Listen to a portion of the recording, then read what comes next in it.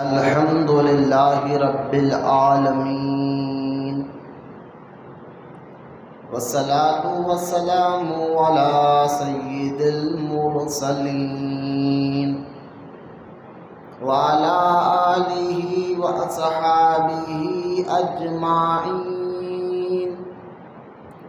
اما بعد فأعوذ باللہ من الشیطان الرجیم بسم اللہ الرحمن الرحیم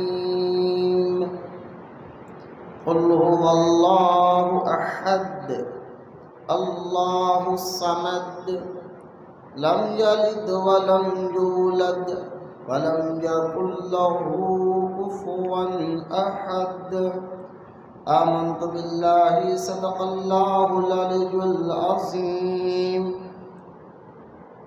وقال اللہ تعالی فی القرآن المجید فی شان حبیبہ الکریم ان اللہ وملائکتہ یصلون علی النبی یا ایہا الذین آمنوا صلوا علیہ وسلموا تسلیما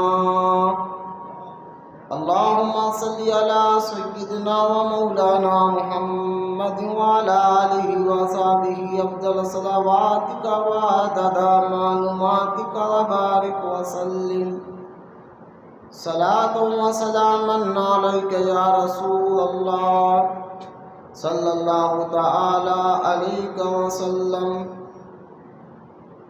اما بعد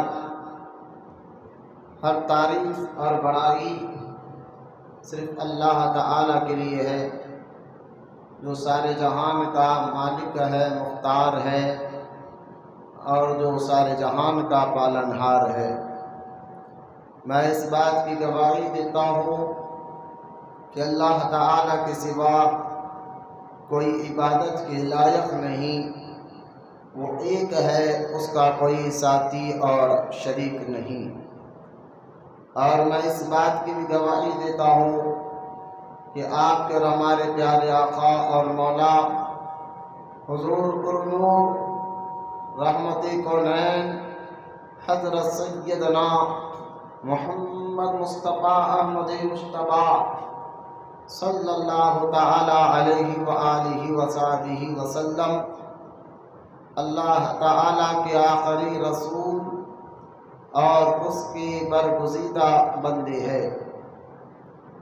اللہ تعالی حضور اکرم نور مجسم رحمت عالم صلی اللہ تعالی علیہ وآلہ وصحبہ وسلم پر، اہل بیت، صحابہ کرام، تابعین اور تبع تابعین اولیاء محمد پر قیامت تک بکثرت رحمتیں اور برکتیں نازل فرماتا رہے۔ محبت سے ایک مرتبہ سمل کر درود پاک پڑھ لیجیے۔ اللہم صلی علی سیدنا و مولانا محمد وعلی آلہ وصحبہ افضل صلواتک و عدد معلوماتک و بارک وسلم صلاۃ و سلاما علیک یا رسول اللہ صلی اللہ تعالی علیہ وسلم۔ اما بعد، معزز سامعین، نوجوان ساتھیوں، السلام علیکم ورحمۃ اللہ وبرکاتہ۔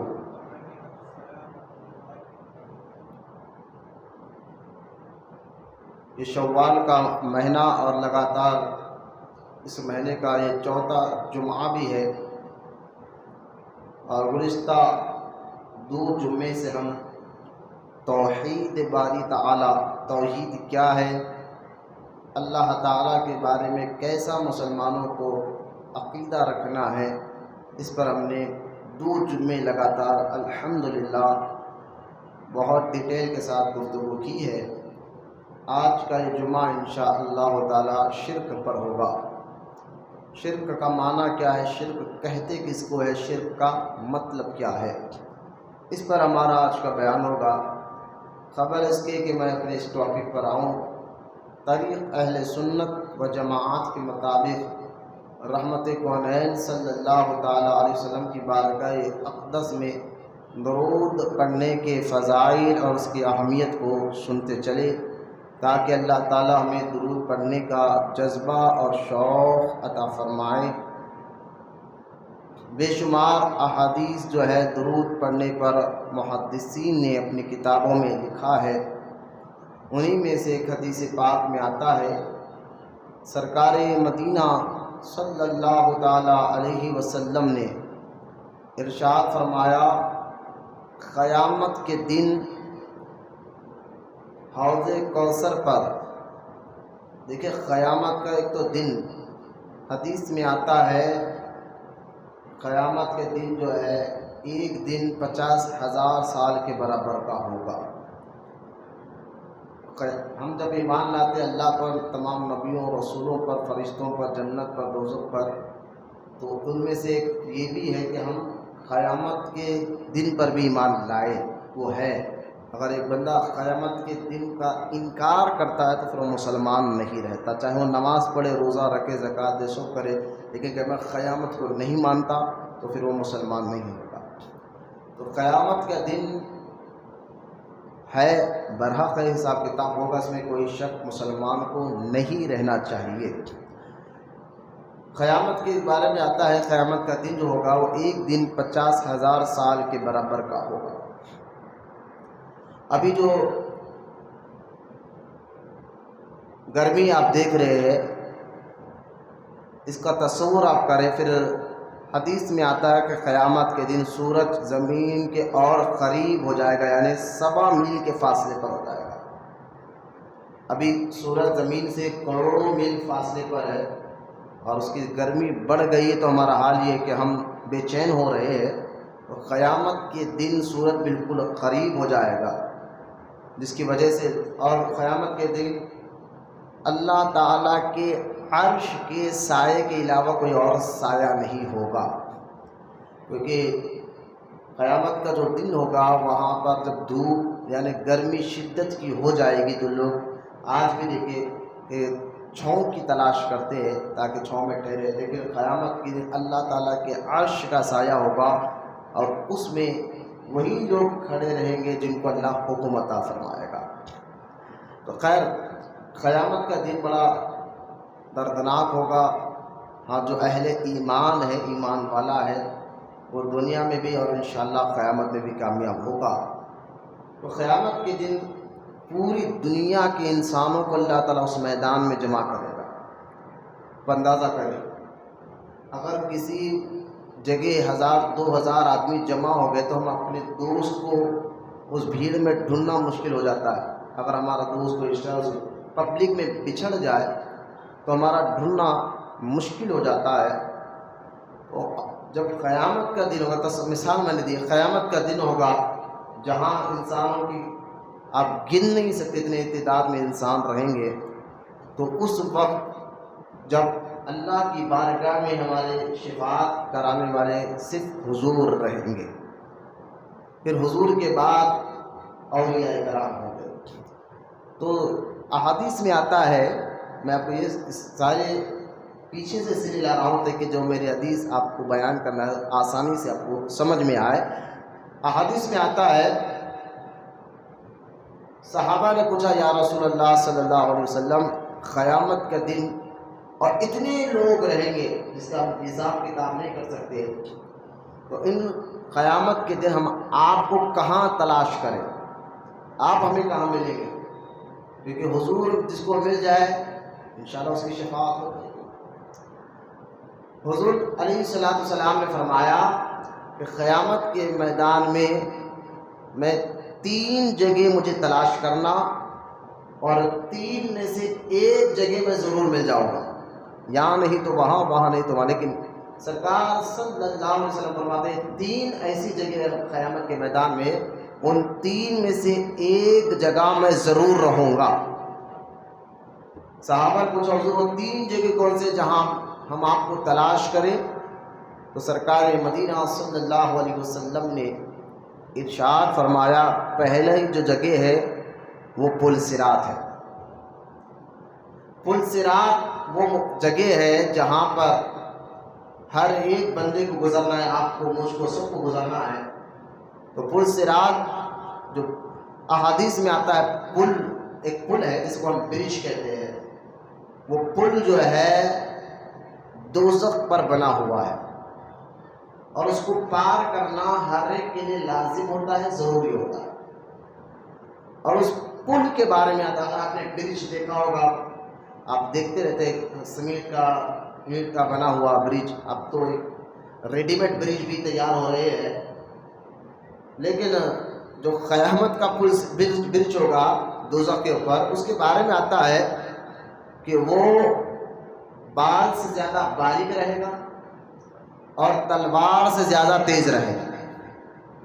کیونکہ بندے پر جو برج بنا تو اس کی کیفیت الگ ہوتی ہے، اور اللہ تعالیٰ جس کی جو برج بنا اس کا معاملہ الگ ہوتا ہے. بال سے زیادہ باریک ہوگا، تلوار سے زیادہ تیز ہوگا. اور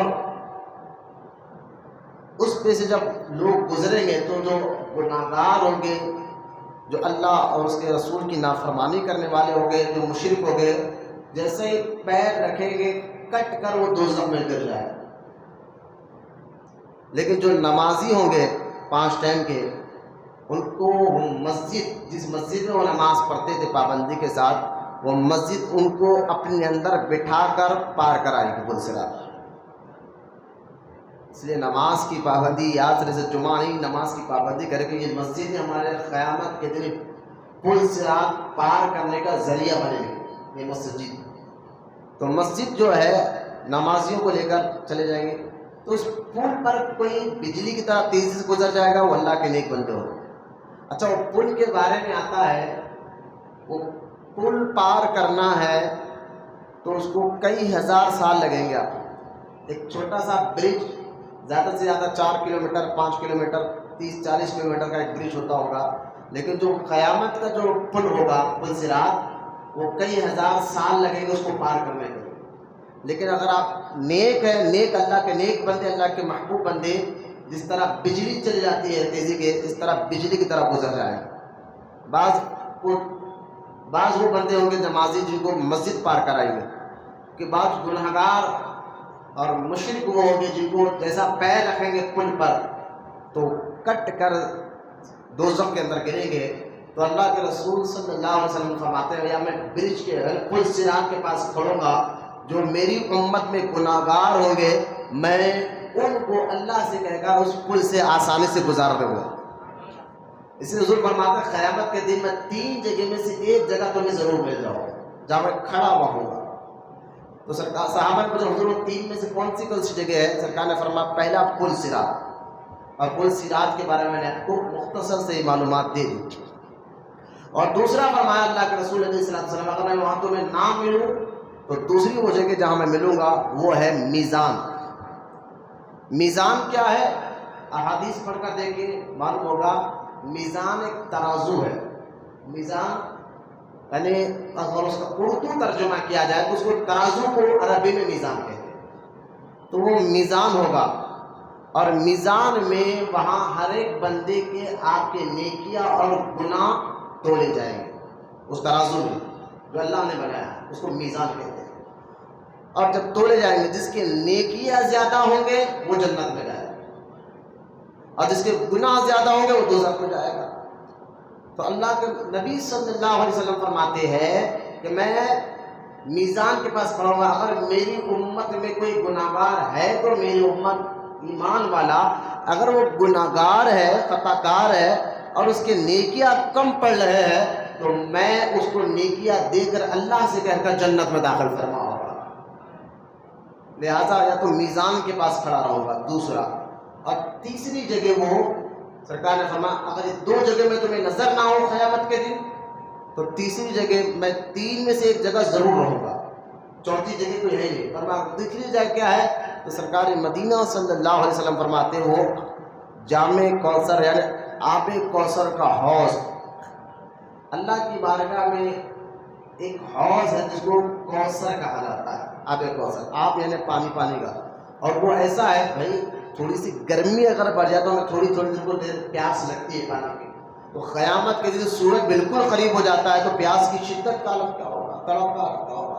تو لہذا سرکار علیہ الصلوۃ والسلام فرماتے ہو حوض کوثر کے پاس میں کھڑا رہوں گا، جو میری امت کے گناہگار پیاس پیاس عطش عطش پانی پانی کہیں گے تو میں ان کو اپنے مبارک ہاتھوں سے پانی پلاتا رہوں گا۔ اور وہ حوض، وہ پانی کی کیفیت کیا ہے؟ ہم ایک بار پانی پی لیں تو پھر تھوڑی دیر کے بعد پھر پیاس لگتی ہے، پھر پیاس لگتی ہے، گرمی کے اوپر بات ہے، لیکن حوض کوثر کا پانی وہ ہے جب بندہ ایک بار پڑھ لے تو اس کو پیاس کبھی لگے گی نہیں، ایک بار پی لے اور وہ بھی حضور اپنے مبارک ہاتھوں سے پلائے، بولے نا سبحان اللہ، تو انشاءاللہ اس کو پھر کبھی پیاس ہی نہیں لگے گی۔ تو سرکار مدینہ علیہ السلام فرماتے ہیں قیامت کے دن میں یہ تین میں سے ایک جگہ تمہیں ضرور مل جاؤ، چوتھی جگہ جاؤ یا تو پل صراط کے پاس کھڑا رہوں گا، یا میزان کے پاس کھڑا رہوں گا، یا جام کوثر پلاتا ہوا ہوں گا، نظر آؤں گا۔ اب سرکار فرماتے ہیں، سرکار مدینہ علیہ السلام فرماتے ہیں کہ جب میں جام کوثر لوگوں کو پلاتے رہوں گا، حوض کے پاس کھڑ کر پانی پلاتا رہوں گا کوثر کا، تو اس وقت کچھ لوگ ایسے ہوں گے جن کے چہروں کو دیکھ کر میں پہچان لوں گا کہ یہ دنیا میں مجھ پر درود زیادہ پڑا کرتے تھے۔ قیامت کے دن کوثر کے پاس کھڑ کر حضور جب پانی پلا رہے ہوں گے، کچھ لوگوں کے چہروں کو دیکھ کر حضور پہچان لیں گے، ہے تو میرا امتی، لیکن اس کے چہروں کو دیکھ کر پہچان لیں گے ہاں یہ وہ ہے جو دنیا میں مجھ پر زیادہ بہت کثرت سے درود پڑا کرتا تھا۔ معلوم کیا ہوا؟ درود پاک ایک ایسا وظیفہ ہے جو اکثر بیان سے پہلے سناتا ہوں کہ تمہیں نیکیاں بھی عطا فرماتا ہے، درود پڑھنے والوں کو اللہ نیکیاں بھی دیتا ہے، گناہ بھی معاف فرماتا ہے، درجات بھی بلند فرماتا ہے۔ درود پڑھنے والوں کے اللہ تعالیٰ مشکلوں، مصیبتوں، پریشانیوں کو دور فرماتا ہے۔ درود پڑھنے والوں کو اللہ تعالیٰ دنیا میں بھی کامیابی دیتا ہے، قبر میں بھی کامیابی دے گا، اور انشاءاللہ تعالیٰ قیامت کے دن حضور کی بارگاہ میں بھی وہ کامیاب رہے گا، جس کو سرکار درود پڑھنے کی وجہ سے پہچان کر قریب بلا کر پانی پلائیں گے۔ لہذا درود پاک کے بے شمار فضائل جو اکثر میں آپ کو سناتے رہتا ہوں، آپ عادت بنائے زیادہ سے زیادہ درود پڑھنے کے، اللہ ہم تمام کو کہنے سننے سے زیادہ عمل کی توفیق عطا فرمائے۔ آئیے محبت اور عقیدت کے ساتھ ہم سب کے پیارے آقا اور مولا سرکار مدینہ صلی اللہ علیہ وسلم کی بارگاہ اقدس میں، نہیں بیٹھے مسجد میں باتیں نہیں کرتے، مسجد کے اندر آ کے باتیں نہیں کرتے، کیا یار اتنے بڑے ہو کہ مسجد کے ادب نہیں مانتے لوگوں کو؟ سرکار مدینہ علیہ السلام کی بارگاہ اقدس میں اللہ تعالیٰ محبت اور عقیدت کے ساتھ ہمیں درود پڑھنے کی توفیق عطا فرمائے۔ سو مل کر بلند آواز سے درود پاک پڑھیے، اللہم صلی علی سیدنا و مولانا محمد وعلی آل سیدنا محمد وبارک وسلم، صلاۃ و سلام علیک یا رسول اللہ صلی اللہ تعالی علیہ وسلم۔ جب چہرے پر تازگی لائیے، اطمینان کے ساتھ بیٹھے، اللہ کے گھر میں بیٹھنا بھی عبادت ہے۔ الحمدللہ اللہ کے گھر میں بیٹھے لوگ کچھ ہوں گے جو چبوتروں میں بیٹھ کر، ہوٹلوں میں بیٹھ کر، روڈیوں، پہلوانوں، سود خوروں کے ساتھ بیٹھ کر مت گزارا کریں، اللہ ان کو بھی نیک توفیق دے، برائی نہیں کر رہے، اللہ ان کو بھی نیک توفیق دے، لیکن اللہ کا آپ شکر ادا کریں کہ وقت سے پہلے مسجد میں آ، اللہ نے آپ کو آنے کی توفیق عطا فرمائے۔ مسجد میں نماز کے انتظار میں بیٹھے رہنا بھی عبادت ہے، لہٰذا ایک تو پھر اردو بیان ہو رہا ہے، اردو بیان، مسجد کے اندر باتیں کرنا منع ہے، مسجد کے اندر ادھر ادھر دیکھنا منع ہے، کیونکہ یہ اللہ کے گھر کی بے عزتی ہے، ادب کے خلاف ہے۔ تو جو اللہ سے محبت کرتا ہے نا، اللہ سے دل میں محبت ہے، تو وہ مسجدوں کو بھی ادب کرتا ہے، خود کی عزت کرتا ہے دل کے ساتھ۔ تو آپ بالکل اطمینان سے چہروں پہ تازگی رکھ کر بیٹھے، کہ اگر ہمارے کو سستی کا حال آئے تو اپنے آپ کو یہ کہے کہ یار تو فوروں میں تو ساری رات بیٹھ جاتا ہے دیکھتے ہوئے، تب تجھ کو سستی نہیں آتی، دوستوں میں 4-4 گھنٹے بیٹھ جاتا ہے تب تجھے سستی نہیں آتی، آج کیوں سستی آ رہی ہے؟ یہ اپنے آپ میں کہ انشاءاللہ آپ کے اندر کی سستی ختم ہو جائے گی، کیونکہ سستی کا حالی کو نہ اللہ نے پسند فرمایا نہ نبی نے پسند فرمایا۔ سستی کا حالی سے اللہ کے رسول علیہ السلام دعا کرتے تھے، اللہ سستی کا حالی سے میں تیری پناہ چاہتا ہوں، یعنی سست انسان نہ اللہ کو پسند ہے نہ رسول کو پسند ہے۔ تو میں نے گزشتہ جمعہ حدیث میں سنائی تھی، اللہ کی بارگاہ میں عزت والا وہ ہے جو طاقتور مومن ہے۔ طاقتور مومن کمزور مسلمان سے زیادہ، کمزور سے مسلمان سے مراد وہ کمزور مسلمان نہیں جو بیچارے جسمانی طور پر کمزور ہیں، کمزور مسلمان سے مراد ایسے لوگ جو بلا وجہ اپنے جسم میں بیماریاں پیدا کرتے ہیں، گٹکے کھا کر، پان کھا کر، زردے کھا کر، شراب پی کر، یہ کیا ہے؟ اپنے جسم کو کمزور کرنا، خود اپنے جسم کو خود کمزور کرنا ہے۔ تو ایسے مسلمان سے زیادہ طاقتور مسلمان جو صحت مند ہو، سستی قائد نہ رکھتا ہو، چست ہو، ایسے مسلمان کی عزت اللہ کے یہاں بہت زیادہ ہوتی ہے۔ تو کمزور نہیں، طاقتور مسلمان بنے، اپنے آپ کو بلا وجہ کمزور نہ بنائے، اور بالکل چہروں پر تازگی رکھ کر جو میں آنے والی گفتگو کر رہا ہوں میری بات کو سنیں۔ میں چہرے بھی دیکھ رہا ہوں، آپ لوگ کے اگر آپ کو پھر سے سستی کاہلی دکھی تو میں بڑی عزت سے کہوں گا پھر آپ باہر جا کر ٹہل کر پان کھا کر آ جائے۔ ایک آدمی بھی چہرے پہ تازگی رکھ کر بیٹھے گا تو میرا بیان کرتے رہوں گا انشاءاللہ۔ تعداد دیکھنا نہیں ہوتا، اچھا جو فکر ہے بیان ریکارڈ ہوتا ہے، پھر یوٹیوب پر بھی جاتا ہے، تو ایک ذریعہ انٹرنیٹ کے ذریعے ہمارا مقصد اللہ کی رضا اور لوگوں کو اطاعت رسول کی طرف بلانا ہے، یعنی دین کی طرف بلانا ہے، ان کو سمجھانا ہے۔ اللہ ہم تمام کو کہنے سننے سے زیادہ عمل کی توفیق عطا فرمائے۔ جو درود کی فضیلت میں نے بیان فرمائی ہے، اس کے بے شمار برکات اللہ میں حاصل کرنے کی توفیق عطا فرمائے۔ پھر سے ایک مرتبہ محبت اور عقیدت کے ساتھ ہم سب کے پیارے آقا اور مولا صلی اللہ علیہ وسلم کی بارگاہ اقدس میں درود پاک کا نذرانہ پیش کر سن مل کر پڑھیے اللہم صلی علی سیدنا مولانا محمد وعلی آل سیدنا مولانا محمد وبارک وسلم صلاۃ و سلام علیک یا رسول اللہ صلی اللہ تعالی علیہ وسلم۔ تو عرض یہ کر رہا تھا آج ہم شرک کے بارے میں سنیں۔ دیکھیے اگر ہم اسلام پر، دین اسلام پر غور کریں تو اگر اس پر غور کریں، آج ہم اسی چیز کو غور نہیں کرنے کی وجہ ہے کہ ہم دین جو ہمیں ملا ہے، اسلام جو ہمارا ہے، یہ کسی بندے کا بنایا ہوا نہیں، رب کا بنایا ہوا ہے۔ یہ ذہن میں رکھیں آپ۔ اگر ہم اس پر غور کریں، اس کے قانون، دین اسلام کیا ہے، یہ ہم جانیں نا انشاءاللہ، جاننا چاہیے۔ میں مسلمان ہماری بات کر رہا ہوں۔ آج جو لوگ مرتد ہو رہے ہیں، جو لڑکیاں ہیں، مسلمانوں کی بچیاں ہیں، جو غیروں کے ساتھ منہ کالا کر رہے ہیں، اس کی وجہ سب سے بڑی یہی ہے کہ وہ دین کو انہوں نے سمجھا، یا تو پڑھا نہیں یا پڑھا تو سمجھا نہیں۔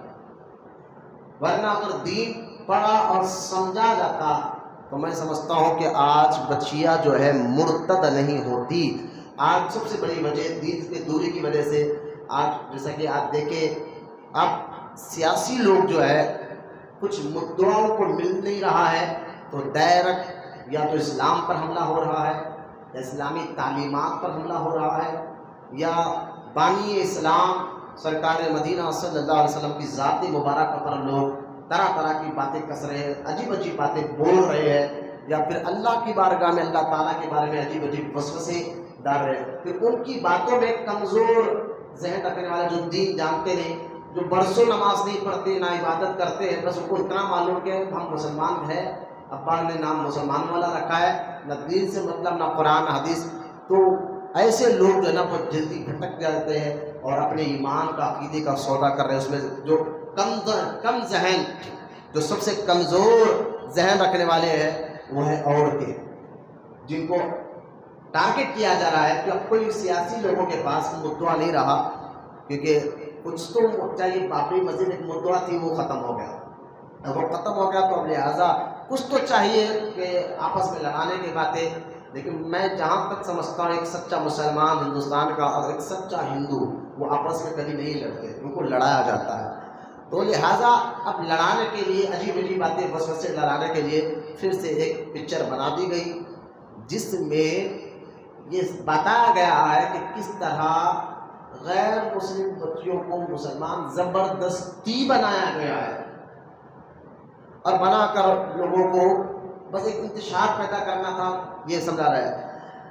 میں آپ کو بتا دوں، چاہے اسلام ہو، میں سمجھتا ہوں اور کوئی بھی مذہب ہو، جس مذہب اور دین جو ہوتا ہے ہمارا اسلام، زبردستی اگر کوئی قبول کرے، زبردستی اب زبردستی کیسے قبول کرے گا کوئی آدمی؟ مثال دے رہا ہوں، یا اگر کوئی آپ کو کہے کہ دیکھو مار دوں گا، میری بات نہیں سنو گا، یعنی ڈرا کر دھمکا کر کوئی بات زبردستی، کوئی اسلام کے کوئی بات آپ کو اگر زبردستی کہے کہ یہ بول میں مار دوں گا، تو آپ زبان سے تو بولیں گے لیکن دل سے تو ڈر کر ارے نہیں بولوں گا تو نہیں مار دینا، کرتے جان سے مار دے گا۔ تو زبان سے اقرار کرنا دین ہوتا ہی نہیں۔ یعنی میں آپ کو یہ سمجھاؤں، زبردستی کوئی اسلام قبول کرے تو وہ اسلام میں آ ہی نہیں سکتا۔ اسلام یہ ہے جو زبان سے اقرار کرے اور دل سے یقین بھی کرے، اس کو کہتے ہیں مسلمان۔ جو زبان سے اقرار بھی کرے، آپ کلمہ پڑھتے لا الہ الا اللہ محمد رسول اللہ، اس کا معنی کیا ہے؟ اللہ کے علاوہ کوئی عبادت کے لائق نہیں ہے، اور اللہ کے نبی صلی اللہ علیہ وسلم اللہ کے رسول ہے. تو اس کا مطلب کیا ہے؟ آپ زبان سے اقرار بھی کرتے ہیں، بول بھی رہے ہیں زبان سے، اور اس بات کا یقین دل سے کر بھی رہے ہیں. تو تلوار اور کسی یعنی جان کا خطرہ زبانوں پر تو کنٹرول کر سکتا ہے کہ تم بولو نہیں بولو تو مار دو گے، لیکن دل پر کسی کا کنٹرول نہیں ہوتا. تو میں کہنا یہ چاہتا ہوں کہ پکچر بتا کر لوگوں کا ذہن کیوں خراب کرتے ہو؟ ہم تو کہتے ہیں کہ اسلام کی زبان وہ مسلمان ہوتا ہے جو زبان سے اقرار بھی کرے اور دل سے یقین بھی کرے. یہ زبردستی مذہب ٹھوسنا یہ اسلام اس کی اجازت ہی نہیں دیتا. ورنہ آپ میں نے کئی بار تقریر کی اس مسجد میں، میں نے بتایا کہ حضور کے دور میں مبارک آپ دیکھ لے، تنہا حضور کے ساتھ کوئی نہیں تھا.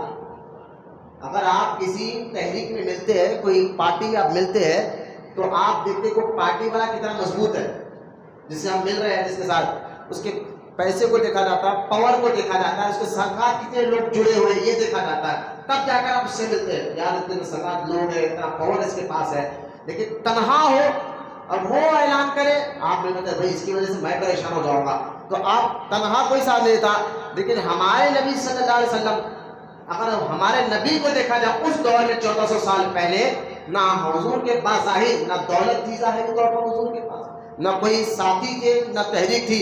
پھر کس وجہ سے لوگوں نے آپ کی بات کو مانا، قبول کیا؟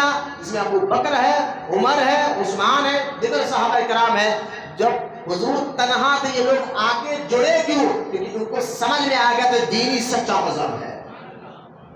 اب مجھے بتایا اگر اسلام زبردستی لوگوں کو کلمہ پڑھاتا، اگر یہ تعلیم ہمارے نبی کی ہوتی کہ کلمہ زبردستی پڑھاؤ، تو آج دنیا کا نقشہ کچھ اور ہوتا.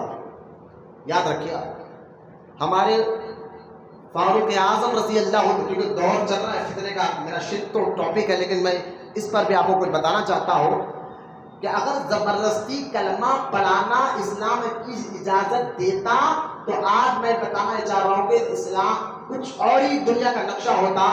لیکن حضور صلی اللہ علیہ وسلم تنہا تھے، آپ کے اخلاق اور آپ کی بات کو لوگوں سے زبان سے اقرار کیا، دل سے پسند کیا، اپنی مرضی سے اسلام قبول فرمایا.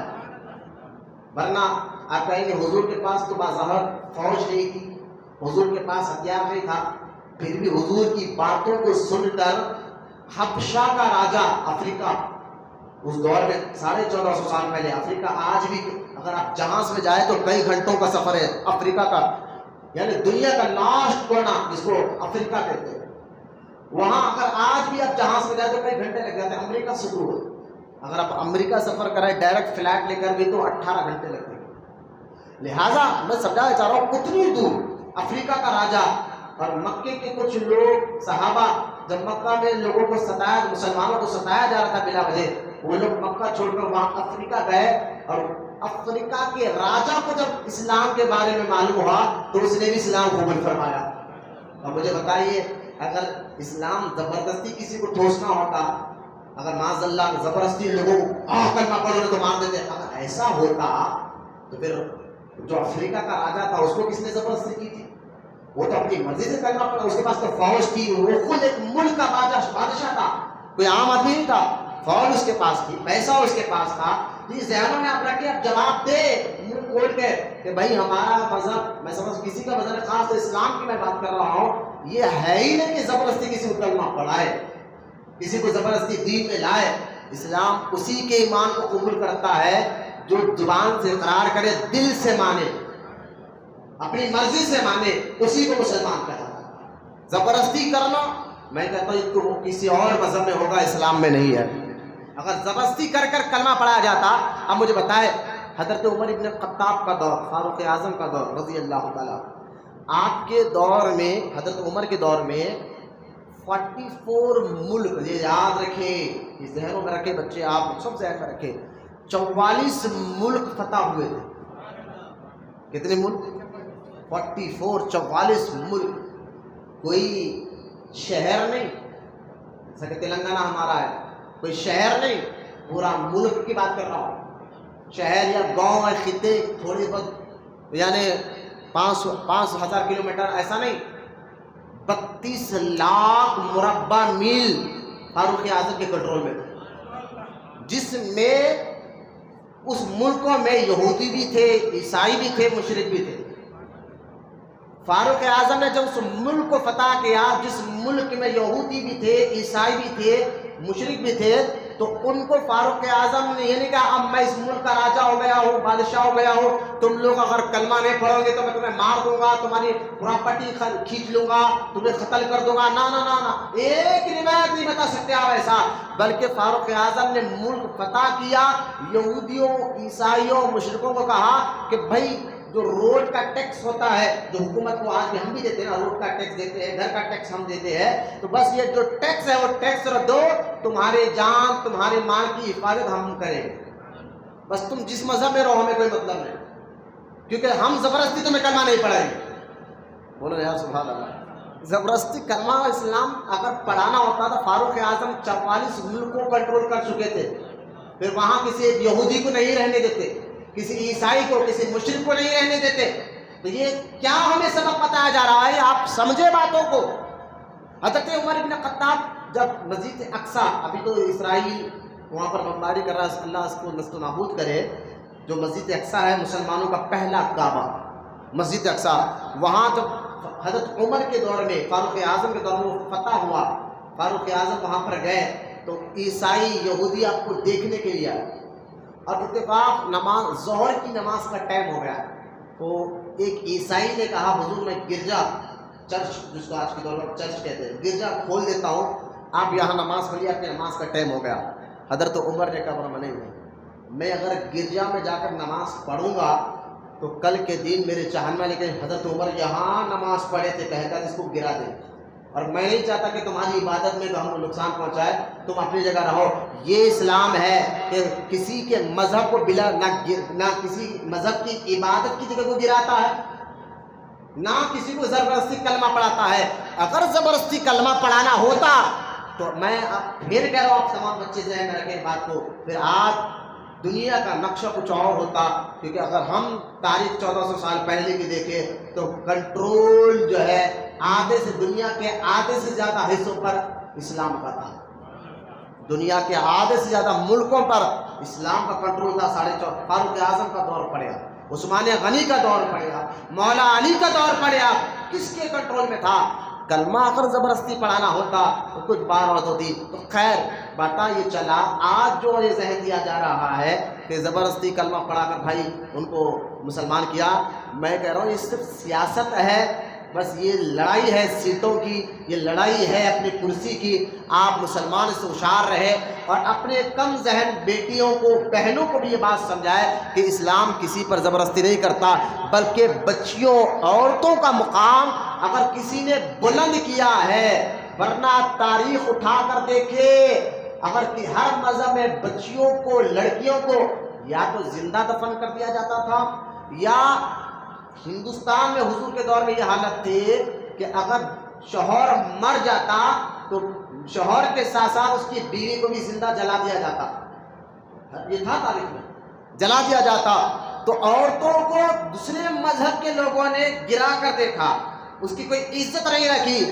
یہ اسلام ہے، آنے کے بعد لوگوں کو کہا کہ ماں کے قدموں کے نیچے جنت ہوا کرتی ہے۔ کس نے مزاج دیا ماں کا مرتبہ؟ کس نے کہا کہ ماں کا یہ مقام ہے؟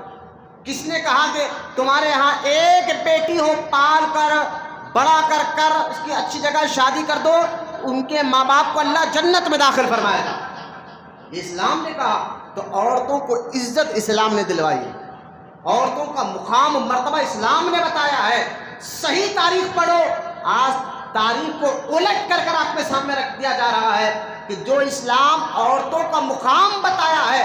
میرا ٹاپک انشاءاللہ میں بتا کر عورتوں کے بارے میں بتاؤں گا کہ اسلام نے جو عورتوں کو عزت دی ہے، کسی اور مذہب میں ایسی عزت ملی ہی نہیں ہے، اور آج بھی دیکھ لیا، آج بھی دیکھ لے۔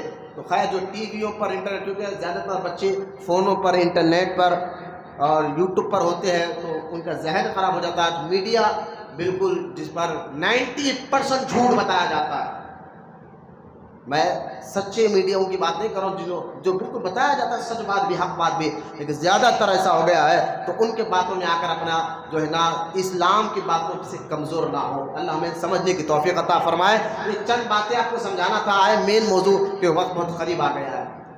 میرا موضوع آج ہے شرک کیا ہے۔ دیکھیں اسلام آدم علیہ السلام سے لے کر ہمارے نبی حضور صلی اللہ علیہ وسلم تک دین ایک ہی رہا۔ سب نبی نے ایک ہی بات کی تعلیم دی، وہ ہے لا الہ الا اللہ محمد رسول اللہ، یعنی کلمہ پڑھایا۔ آدم نے کہا لا الہ الا اللہ، آدم صفی اللہ۔ موسیٰ نے کہا لا الہ الا اللہ، موسیٰ کلیم اللہ۔ ہر نبی نے کلمہ پڑھایا لا الہ الا اللہ، یعنی اللہ کے علاوہ کوئی عبادت کے لائق۔ دین ایک ہی رہا، احکام میں الگ الگ چیزیں رہے، شریعت میں ہر نبی کی شریعت الگ رہی۔ جس طرح دین کے مسئلے میں تو سب آدم سے لے کر ہمارے نبی تک دین ایک ہی رہا، سارے نبیوں نے ایک ہی بات کی تعلیم دی، وہ ہے لا الہ الا اللہ، اللہ کے علاوہ کوئی عبادت کے لائق نہیں۔ تو دین کبھی بدلا نہیں، شریعت احکامات۔ موسیٰ علیہ السلام کے دور میں نماز کا طریقہ الگ تھا، ہمارے نبی کے دور میں نماز کا طریقہ الگ ہے، بس احکامات میں تھوڑی سی تبدیلی ہوئی ہے، لیکن دین ہر دور میں ایک رہا، ہر دور میں ایک ہی رہا ہے، دین کبھی نہیں بدلتا۔ اس کے دوسرے الفاظ ہم یہ سمجھے، ایک ہوتا ہے اسلام کو اگر ہم سمجھنا چاہے، ایک ہوتا ہے عقیدہ اور ایک ہوتا ہے اعمال۔ عقیدہ ہر دور میں ایک ہی ہوتا ہے، اعمال بدلتے رہتے ہیں، احکام بدلتے رہتے ہیں۔ تو عقیدہ تمام آدم علیہ السلام شروع سے دیکھ لیا آج تک عقیدہ ایک ہی رہا۔ وہ عقیدہ کیا ہے؟ جیسا کہ شرک کہتے کس کو ہے، تو میں آسان کر کے بتاتا ہوں کہ دیکھیں اللہ کی ذات اور اس کی صفات میں کسی کو برابر کرنا، اس کو مشرک کہا جاتا ہے۔ اب اور اس کو کھول کر میں سمجھاتا ہوں، ذرا سستی کہانی ختم کرے، بے چینی ختم کرے۔ اللہ کی ذات اور صفات میں کسی کو برابر کرنا، لیکن ذات کیا ہے؟ میں نے توحید کے بارے میں لگاتار 2 جملے بیان کیا ہے، ذات کیا ہے اور صفات کیا ہے، اس کو آسان کر جو کم ذہن بچے جو آسان اردو میں بات سمجھ میں آتی ہے تو تھوڑا میں نیچے آ کر بات کرتا ہوں تاکہ آپ کو مجھ کو یہ بات آسانی سے سمجھ میں آ جائے کہ کیا یقین کیسا رکھے۔ ہم مسلمان ہیں بھائی، ہمیں تو اللہ کے بارے میں پتہ ہونا چاہیے کہ وہ ہے، تو کیا اس کے بارے میں یقین رکھنا ہے، کیسا اس کے بارے میں سوچنا یقین رکھنا ہے۔ تو آپ ذرا غور سے کریں، شرک کس کو کہتے ہیں؟ کہ کسی کو اللہ کی ذات میں برابر کرنا یا اس کے صفات میں برابر سمجھنا، وہ ہوتا ہے مشرک۔ اب ذات کیا ہے، صفات کیا ہے؟ اب دیکھیں اللہ کے بارے میں تمام نبیوں کا، مسلمانوں کا یہی عقیدہ ہے کہ اللہ واجب الوجود ہے۔ بولے محبت سے اللہ واجب الوجود ہے۔ اب واجب الوجود کا مطلب کیا ہے؟ اللہ کی ذات کے بارے میں ہمیں یہ یقین رکھنا ہے اللہ واجب الوجود ہے۔ اب اللہ واجب الوجود ہے تو اس کا اور آسان کر بتاتا ہوں مطلب کیا ہے واجب الوجود کا۔ تو اس کا مطلب یہ ہے اللہ خود سے ہے اور ہمیشہ رہے گا۔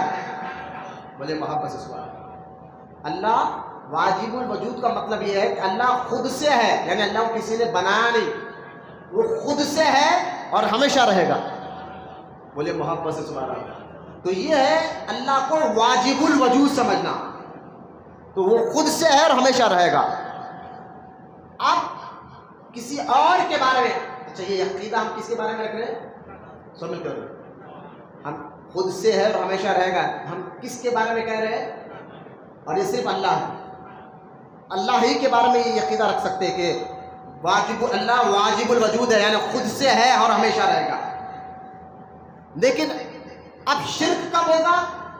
اللہ کے علاوہ یہی بات کسی اور میں اگر آپ نے مانا، اللہ کے علاوہ بھی وجود کا مانا، نہیں آپ کا بھی وجود ہے، میرا بھی وجود ہے، آپ وجود ہے، آسمان کا بھی وجود ہے، زمین کا بھی ایک وجود ہے، چاند کا، تاروں کا، سورج کا، اس کا بھی ایک وجود ہے۔ اب چاند کے بارے میں، سورج کے بارے میں، آگ کے بارے میں، ہوا کے بارے میں یہ آپ نے یقین بنا لیا کہ آگ بھی خود سے ہے اور ہمیشہ رہے گی، سورج بھی خود سے ہے اور ہمیشہ رہے گا، چاند بھی خود سے ہے اور ہمیشہ، یعنی کسی نے بنایا بھی خود سے ہے۔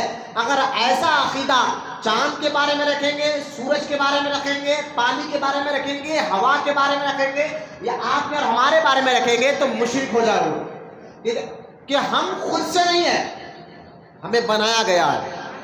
بولو اللہ سبحانہ. چاند خود سے نہیں بنایا گیا ہے، سورج خود سے نہیں بنایا گیا ہے، ہوا خود سے نہیں اس کو بنایا گیا ہے، آگ خود سے نہیں اس کو بنایا گیا ہے. تو خود سے اگر کوئی ہے تو اللہ ہے. اور ہم اور آپ ایک وقت ختم ہو جائیں گے، یہ زمین پھٹ جائے گی، آسمان پھٹ جائے گا، چاند تارے سب چلے جائیں گے، یہ ختم ہونے والے ہیں، لیکن خود سے اور ہمیشہ رہے گا وہ صرف اللہ ہے. بولے محبت سے سبحان اللہ. تو آپ دیکھیے، خود سے رہے اور ہمیشہ رہے گا وہ صرف اللہ ہے. باقی سارے زمین کائنات کو وجود، یہ بھی وجود رکھتا ہے، ہمارا بھی وجود ہے، لیکن اللہ نے ہمیں بنایا ہے، یہ ذہن میں رکھیا. لیکن اگر کوئی بندہ یہ کہے نہیں بھائی آگ بھی خود سے ہے اور ہمیشہ رہے گی، کیونکہ اس نے اللہ کے ذات واجب وجود جس کو اللہ کے بارے میں کہنا چاہیے تھا وہ بات یہ آگ کے بارے میں کہہ رہا ہے، یعنی آگ کے اندر بھی وہی بات مان رہا ہے، تو ہو جائے گا مشرک. اس کو کہتے ہیں اس نے شرک فی الذات کیا ہے، یعنی اللہ کی ذات میں کسی اور چیز کو برابر کر دیا، اس کو کہتے ہیں شرک فی الذات. آپ کہیں گے مولانا کون لوگ ہیں جو آپ نے ابھی کہا کہ اللہ واجب الوجود ہے یعنی خود سے اور ہمیشہ رہے گا، وہ کون لوگ ہیں اللہ کے علاوہ بھی یہ بات کسی اور میں مانتے؟ میں نے کہا ہاں، وہ ہے آگ کی پوجا کرنے والے، جن کو ہم آتش پرست کہتے ہیں. کیا کہتے ہیں؟ آگ کی پوجا کرنے والے. ان کا یہ ماننا ہے کہ آگ خود سے اور ہمیشہ رہے گی، اس لیے یہ آتش پرست آگ کی پوجا کرنے والے ہو گئے مشرک، کیونکہ انہوں نے شرک فی الذات کیا ہے. جو بات صرف اللہ کی ذات میں ہے وہ کسی اور بھی مان رہے ہیں. اور مسلمان کبھی کسی بھی وجود کو یہ نہیں کہتا یہ خود سے اور ہمیشہ رہے گا، بلکہ وہ یہ کہتا ہے ساری کائنات کو اللہ نے بنایا ہے اور خود سے ہے اور ہمیشہ رہے گا، یہ صرف اللہ کی ذات مبارکہ ہے. بولے محبت سے سبحان اللہ. تو لہٰذا اللہ کے علاوہ کسی اور کو، لوگ کہتے ہیں نا درگاہ کو چلے گئے شرک ہو گیا، جھنڈا لگا دیے شرک ہو گیا، فاتحہ دلا دیے شرک ہو گیا، میلاد النبی کر دیے شرک ہو گیا، یا غوث المدد کہہ دیے شرک ہو گیا، یا غریب نواز المدد کہہ دیے شرک ہو گیا، یا سرکار بابا شرف الدین المدد کہہ دیے شرک ہو گیا. میں نے ایک بار کسی سے پوچھا بھائی پہلے آپ شرک کا معنی بتائیں، شرک کا مطلب بتائیے، شرک کہتے کس کو ہے؟ یقین جانیے ان کو صرف طوطے کی طرح، ایک طوطے کو رٹا دیا جاتا نا تو دیکھتے ہی بولتا ہے، تو طوطے کی طرح رٹا دیا گیا ہے. شرک کا صحیح معنی ان کو بھی نہیں معلوم جو درگاہ جانا شرک سمجھتے ہیں.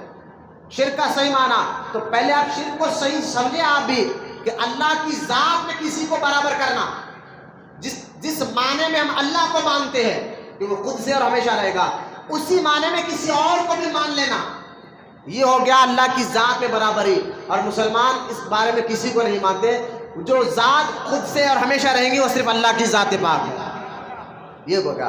تو ہاں آتش پرست جو ہے آگ کے بارے میں یہ عقیدہ رکھتے ہیں آگ خود سے اور ہمیشہ رہیں گے، اس لیے وہ مشرک ہو گئے.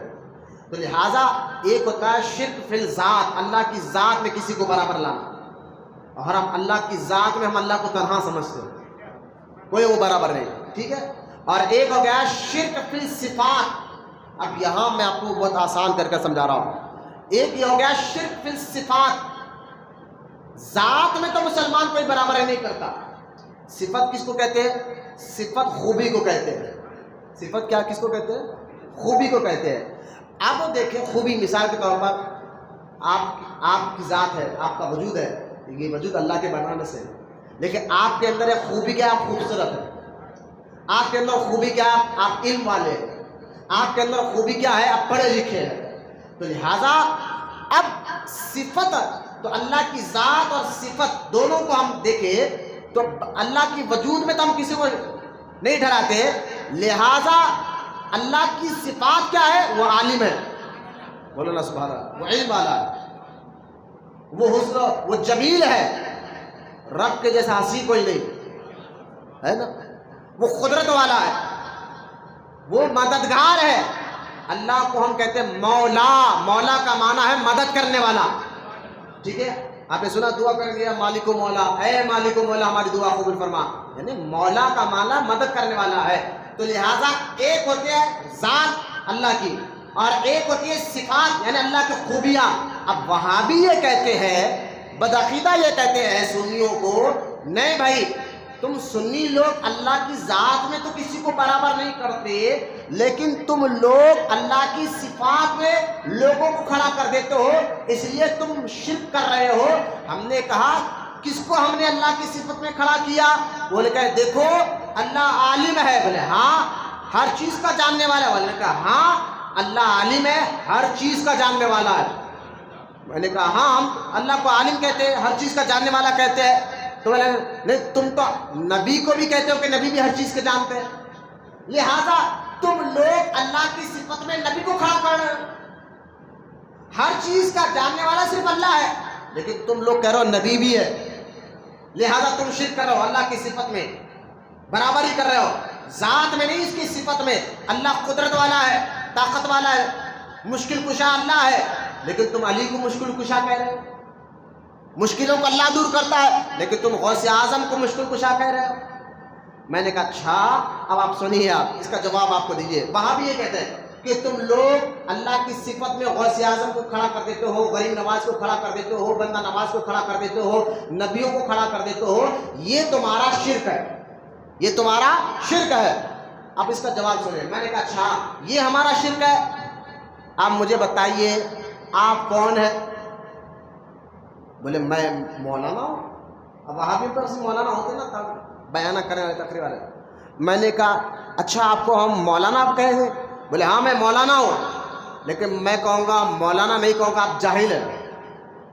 کوئی وہابی مولوی صاحب کا کہیں گے آپ کو میں مولانا نہیں کہوں گا، جاہل کہوں گا. وہ کہیں گے تم ہماری توہین کر رہے ہو.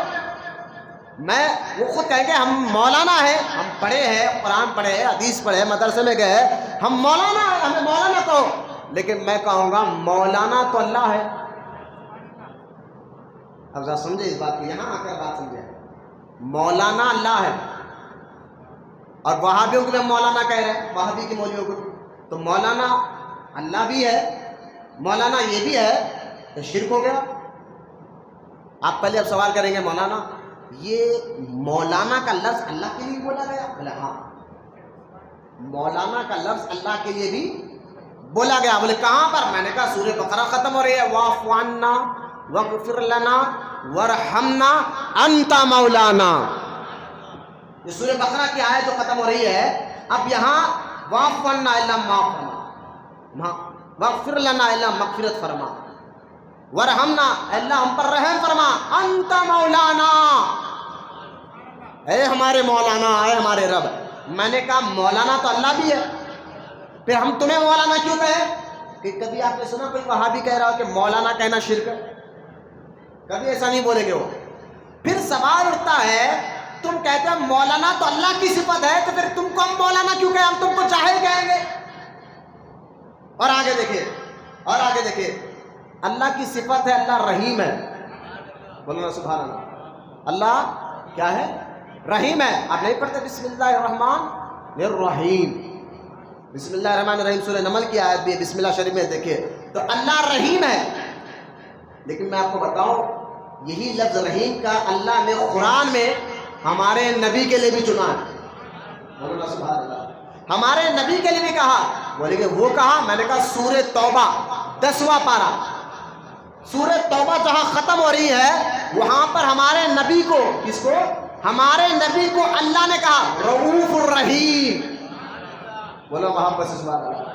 میں نے کہا رحیم تو اللہ ہے، لیکن وہی لفظ اللہ نے قرآن میں ہمارے نبی کے لیے بھی کہا ہے. پھر کیا شرک ہو جائے گا؟ اچھا فتویٰ کیا آپ اللہ پر لگاؤ گے؟ اللہ نے شرک کر دیا، ایسا ہو نہیں سکتا. بولے تم بریلوی لوگ، تم رضوی لوگ، تم سنی لوگ یہ بولتے بولتے. ارے بھائی ہم حق بات بتا رہے ہیں. مولانا اللہ کا نام، رحیم اللہ کا نام، لیکن وہ لفظ مولانا آپ عام مولویوں کو ہی بولا جاتا ہے فلاں مولانا. رحیم اللہ نے قرآن میں نبی کو بھی کہا ہے. اگر آپ دیکھیں لفظ مولا، یہ لفظ مولا مولا کا لفظ قرآن میں اللہ نے اپنے لیے بھی کہا، جبریل علیہ السلام کے لیے بھی کہا اور تمام مومنوں کے لیے بھی کہا۔ اب بتائیے شرک کیا ہو جائے گا؟ اب میں کھول کر سمجھاؤں گا کہ اللہ کی صفت میں ہم شرک مشرک، اگر اللہ وہ صفت کو دے دے، میں آپ کو بتاتا ہوں آ کر آپ کہیں گے پہلے کہ مولا، کیونکہ بیان ریکارڈ ہو رہا ہے کہ مولا کا لفظ اللہ نے اپنے لیے بھی کہا، جبریل کے لیے بھی کہا، تمام مومنین کے لیے بھی کہا۔ بولے کہاں؟ میں نے کہا سورہ تحریم اٹھائیے، سورہ تحریم اٹھائیے، 29ویں پارے میں یہ ہے سورہ، اس سورے کا نام ہے تحریم۔ اس سورے کے 4 یا 5ویں آیت دیکھے اللہ ہمارے نبی کو تسلی دیتے ہوئے کہہ رہا ہے، حبیب گھبرا نہیں، میں بھی تیرا مولا ہوں۔ اب دیکھیں مولا کا معنی کیا ہے؟ مدد کرنے والا۔ میں بھی تیرا مولا ہوں، جبریل بھی تیرے مولا ہے اور تمام مومنین بھی تیرے مولا ہے۔ یعنی صحابہ حضور کی مدد کر رہے دین پھیلانے میں، جبریل آ رہے حضور کی مدد کر رہے دین کو آگے پھیلانے میں۔ تو میں نے کہا یہ لفظ مولا اللہ نے خود قرآن میں، اللہ نے کسی مولوی کا فتویٰ نہیں ہے، خود اللہ قرآن میں اپنے لیے بھی کہتا ہے، جبریل کے لیے بھی کہتا ہے، سارے مومنین کے لیے بھی کہتا ہے کہ شرک ہو جائے گا۔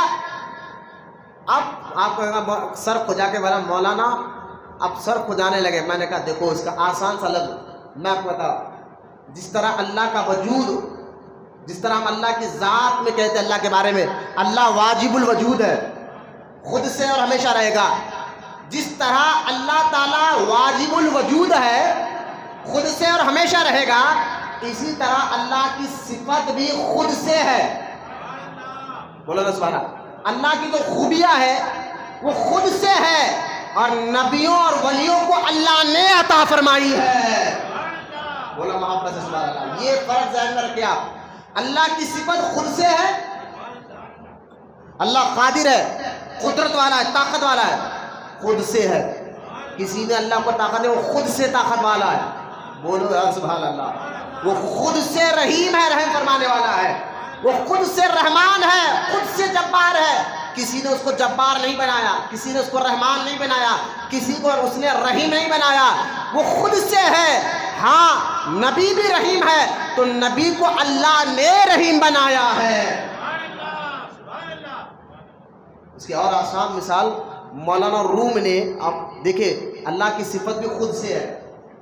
اب اللہ تعالیٰ قرآن میں کہتا ہے اِنَّکَ سَمِیعٌ بصیر، کہ بے شک اللہ دیکھنے والا اور سننے والا ہے۔ لیکن میں آپ کو نہیں بتاؤں، آپ بھی تو دیکھ رہے ہیں، آپ بھی تو سن رہے ہیں، تو کیا اللہ کی صفت میں آپ بھی اندر شریک ہو گئے ہے؟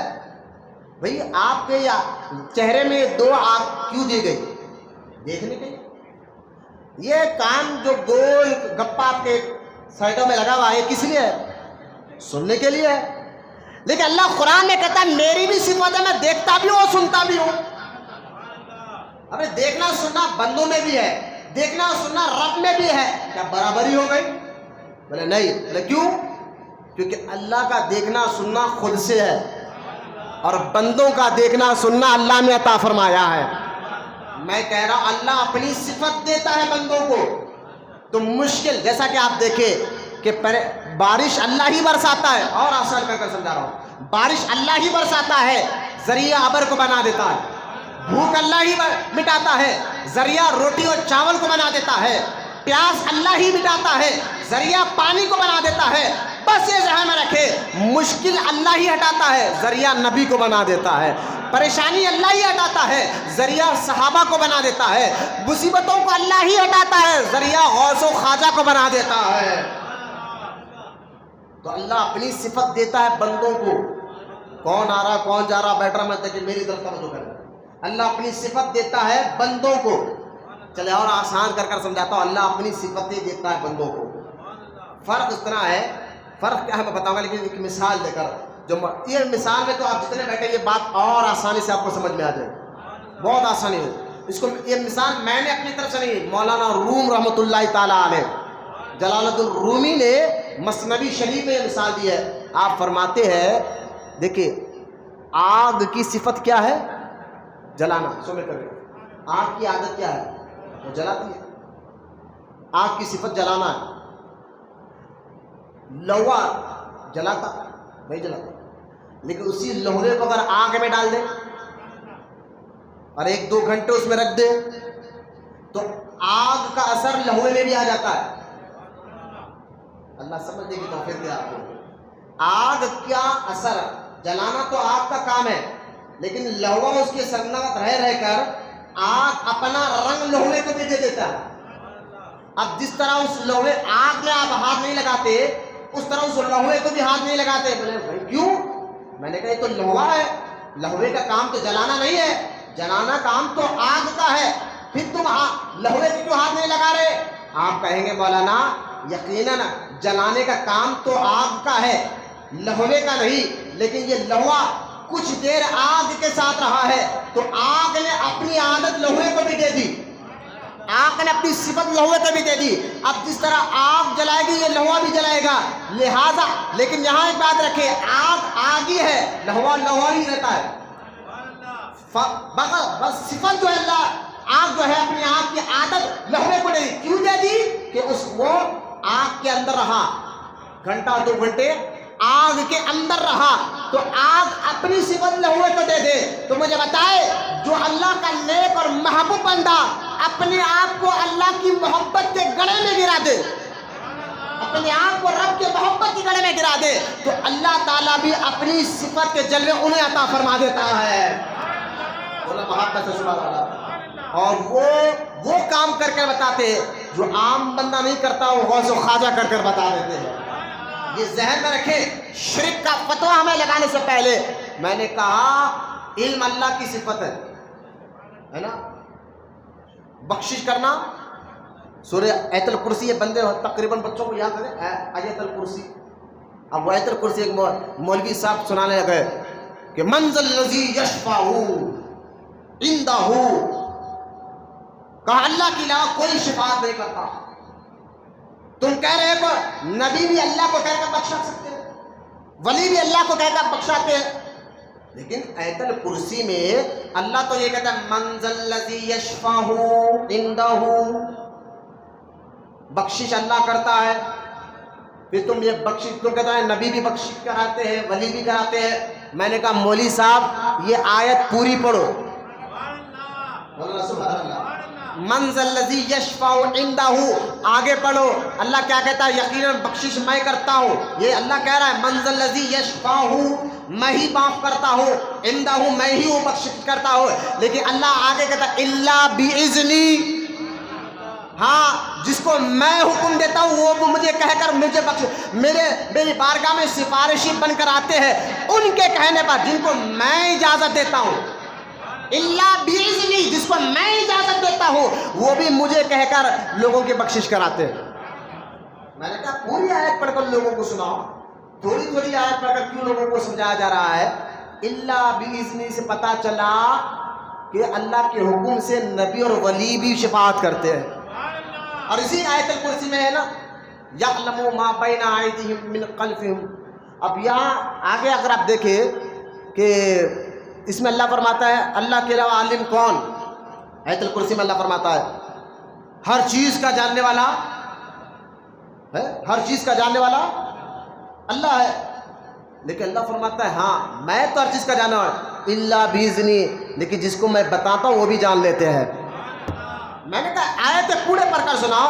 اس لیے یاد رکھو ہمیشہ آپ آسان کر کر بتاتا ہوں، ہمیشہ جو ہے آپ کہیں گے مولانا آپ نے تو بتا دیا شرک کیا ہے. شرک فی ذات ایک ہوتا ہے، شرک فی الصفات ایک ہوتا ہے. اللہ کی ذات میں کسی کو برابر سمجھنا، اللہ کی صفت میں کسی کو برابر سمجھنا. مسلمان نہ اللہ کی ذات میں کسی کو برابر کرتا ہے نہ اس کی صفت میں کسی کو برابر کرتا ہے. اگر اس کی صفت میں کسی کو برابر سمجھتا نہیں، اگر اس جیسی صفت بندے کے اندر سمجھتا بھی ہے تو مسلمان یہ کہتا ہے اللہ کے بتانے سے یہ بندہ جانتا ہے. علم اللہ کی صفت ہے، ہر چیز کا جاننے والا اللہ ہے. لیکن میں آپ کو ایک بات بتاؤں، اگر ہمیں ہر دور میں بٹایا جاتا ہے کہ تم لوگ، میں آسان ایک بات بتا دوں، جو ماضی میں مسلمان گزرے ہیں ان کا عقیدہ دیکھو اور آج کے مسلمان کے عقیدہ مت دیکھو، پچھلوں کے عقیدے پہ چلو، تم کامیاب ہو جاؤ گے۔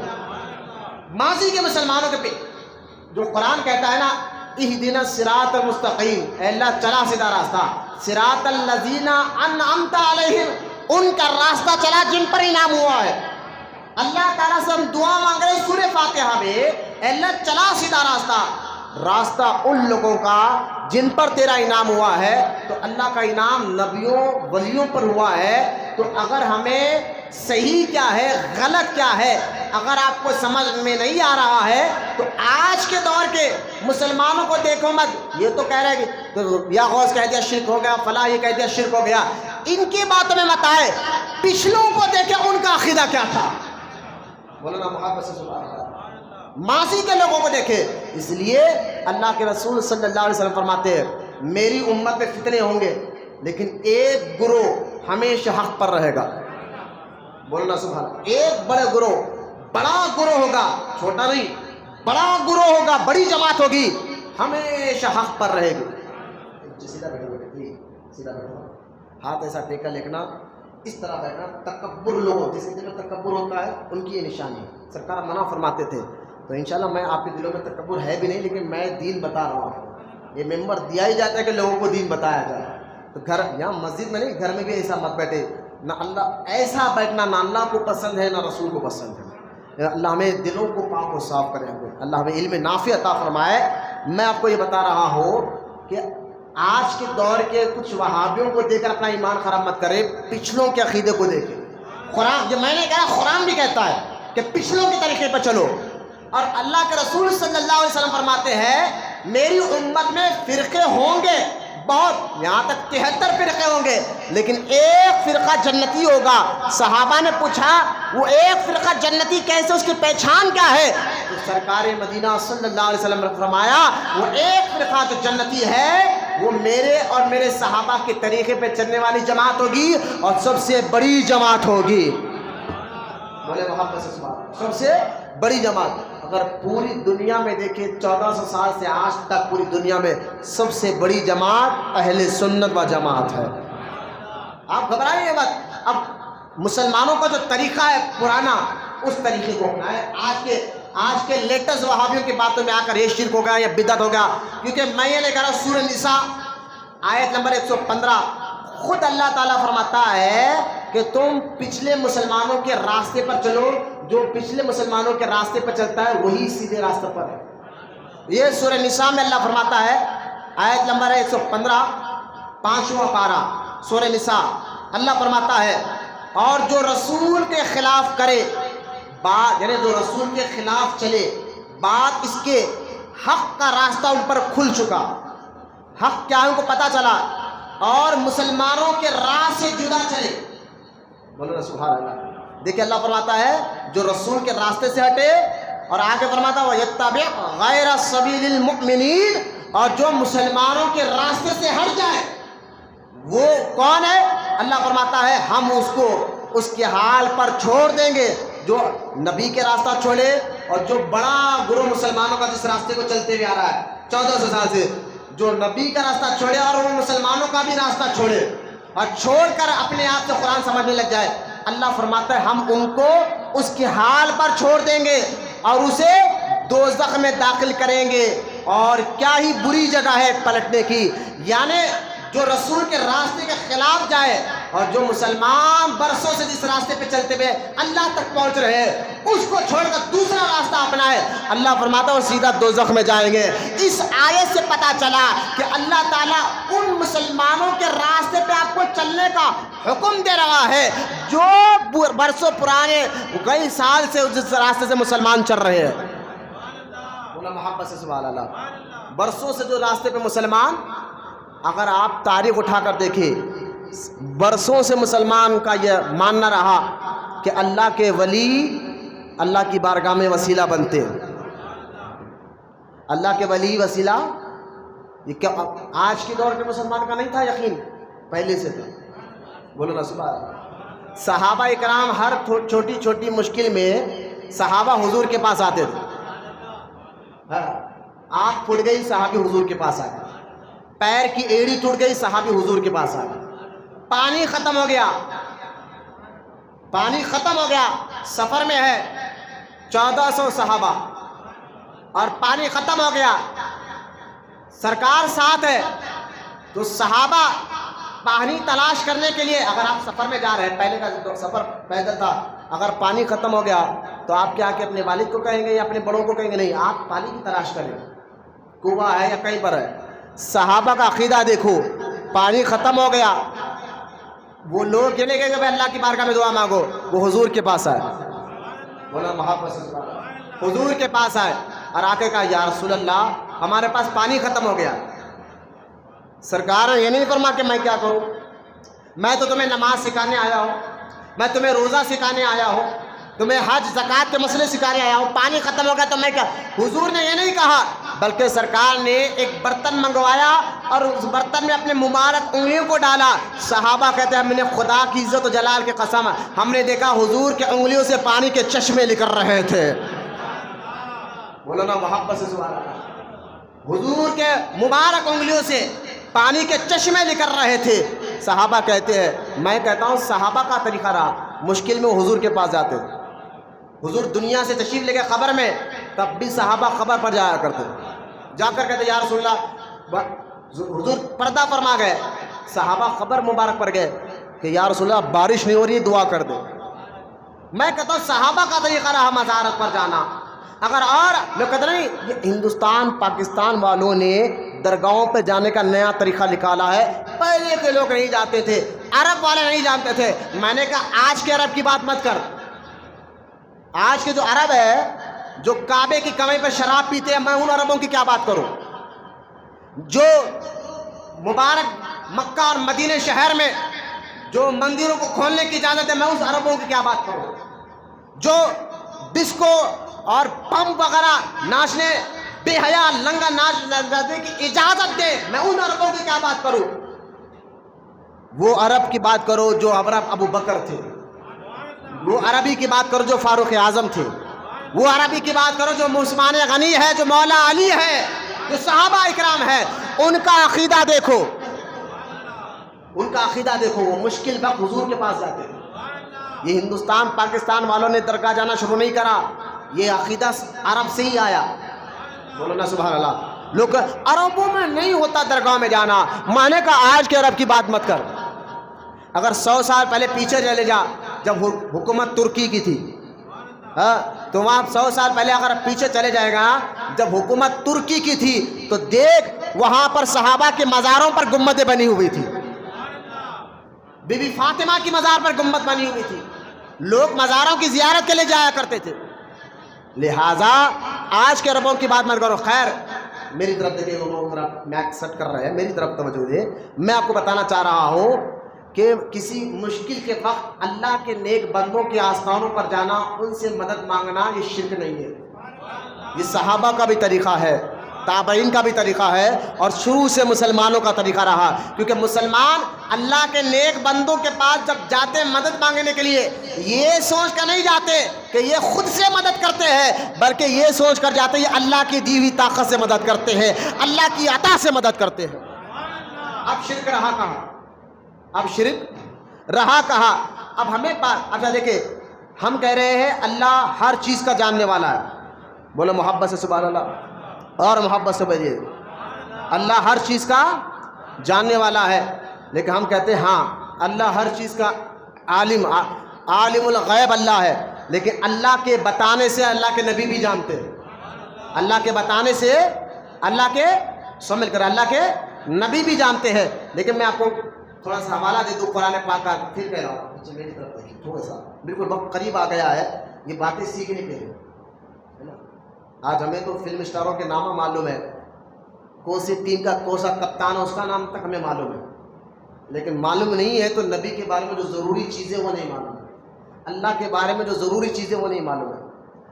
آپ دیکھیں قرآن میں سورہ نمل میں اللہ فرماتا ہے قل لا يعلم من في السماوات والارض الغیب الا اللہ، اللہ فرماتا ہے محبوب تم فرما دو آسمانوں اور زمین میں اللہ کے علاوہ کوئی عالم الغیب نہیں، آسمان و زمین میں ہر چیز کا جاننے والا، یہ خود اللہ فرماتا ہے ہر چیز کا جاننے والا میں ہوں۔ اور ایک اور جگہ اللہ ارشاد فرماتا ہے سورہ انعام میں آیت نمبر 59 میں، ترجمہ پڑھوں گا وقت قریب آ گیا، اللہ ارشاد فرماتا ہے اور اس کے پاس ہے کنجیاں غیب کی، یعنی اللہ کے پاس ہے کنجیاں غیب کی، وہی جانتا ہے غیب کی باتیں، وہی جانتا ہے۔ اب دیکھیے یہ آیت تو میں نے پڑھ دی آپ کے سامنے، اب یہ آیت پڑھ کر وہاں بھی کہتے ہیں غیب تو اللہ جانتا اور کوئی نہیں جانتا، پھر آپ کہتے ہیں کہ اللہ کے تانے سے نبی بھی جانتے ہیں۔ میں نے کہا ہم نہیں، یہ خود اللہ تعالیٰ قرآن میں کہتا ہے، وہ کہاں، لیکن پہلے آپ میں نے کہا غیب یعنی علم، ہم کہتے ہیں علم غیب اللہ کو ہے، لیکن اللہ کے بتانے سے نبی بھی جانتے ہیں۔ وہ کہتے ہیں نہیں شرک ہو گیا، بولے کیوں؟ تو غیب کی خبریں تو اللہ جانتا ہے، تم یہ بات نبی کے بارے میں مانو، شرک ہو رہا ہے۔ میں نے کہا نہیں ہوتا۔ بولے کیسا؟ میں نے کہا پہلے علم غیب کہتے کس کو یہ بتائیے، غیب کا علم کس کو کہتے ہیں؟ پہلے یہ آپ کو جاننا ضروری ہے تاکہ آپ کو بات، غیب وہ علم ہوتا ہے جو ہمارے اندر علوم خمسہ ہے، نفس ہمارے پاس 5 چیزیں ہیں جس کے ذریعے سے ہم کوئی چیز کو پہچان لیتے ہیں۔ ہمارے جسم میں 5 چیزیں ایسے ہیں جس کے ذریعے سے کوئی چیز کو ہم جانتے ہیں اور پہچانتے ہیں، اس کو کہتے ہیں خمسہ، 5 چیزیں۔ وہ کیا ہے؟ کوئی چیز کالی ہے یا گوری ہے، معلوم کیسا ہوگا؟ آنکھ سے، آنکھ سے آپ کو معلوم ہوگا۔ سستی کاہلی دور کرے، بے چینی ختم کرے، کیا ہے روبا کری کانوں میں گھس ہے۔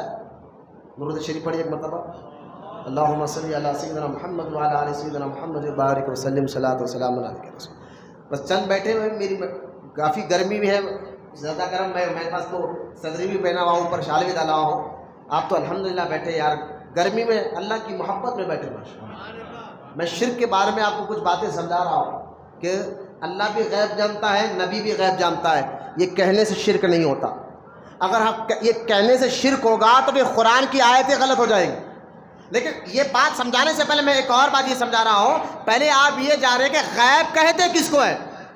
تو کچھ چیزیں ایسی ہیں جو ہمارے اندر ہے، جو بعد میں معلوم، جیسے کہ آنکھ، کوئی چیز کالی یا گوری ہے دیکھنے کے بعد معلوم ہوتا ہے، کوئی چیز کا میں خوشبو ہے یا بدبو ہے کب معلوم ہوگا؟ سونگھنے سے۔ کوئی کسی کی آواز اچھی ہے، نارمل ہے، کیسی ہے معلوم ہوگا؟ سننے سے۔ کوئی چیز سخت ہے یا نرم ہے معلوم کب ہوگا؟ پکڑنے سے یا چھونے سے، چلنے سے، پکڑنے سے۔ کوئی چیز کھٹی ہے یا میٹھی معلوم کب ہوگا؟ چکھنے سے۔ یہ 5 چیزیں ہیں، آنکھ، کان، ناک، زبان، ہاتھ، پیر، یہ 5 چیزیں ہیں جو چیزیں ہمیں بعد میں معلوم ہوتا ہے، پہلے نہیں معلوم ہوتے۔ چھونے کے بعد معلوم ہوتا ہے گرم ہے، یہ سخت ہے یا نرم ہے، چکھنے کے بعد معلوم ہوتا ہے، چکھنے کے بعد معلوم ہوتا ہے زبان سے کہ میٹھی ہے یا کھٹی ہے، دیکھنے کے بعد معلوم ہوتا ہے۔ اللہ کرے سمجھ میں آ جائے آپ کو میں کیا کہنا چاہتا ہوں۔ دیکھنے کے بعد معلوم ہوتا ہے کالی ہے یا گوری ہے، سننے کے بعد معلوم ہوتا ہے کہ آواز میٹھی ہے یا کڑوی ہے، لیکن علم غیب اس کو نہیں کہتے۔ علم غیب اس کو نہیں کہتے۔ غیب کا علم وہ ہوتا ہے نہ دیکھنے سے معلوم ہوتا، نہ سننے سے معلوم ہوتا، نہ چکھنے سے معلوم ہوتا، نہ پکڑنے سے معلوم ہوتا، نہ سونگھنے سے معلوم ہوتا۔ غیب وہ علم ہوتا ہے صرف اللہ کے بتانے سے معلوم ہوتا ہے۔ بولے محبت سے سبحان اللہ۔ اب مجھے بتائیے کل کیا ہوگا؟ کوئی اپنے آنکھ سے بتا سکتا ہے؟ زبان سے، آنکھ سے، کانوں سے، ہاتھ سے کل کیا ہوگا؟ کسی کو نہیں معلوم ہے کل کیا ہوگا۔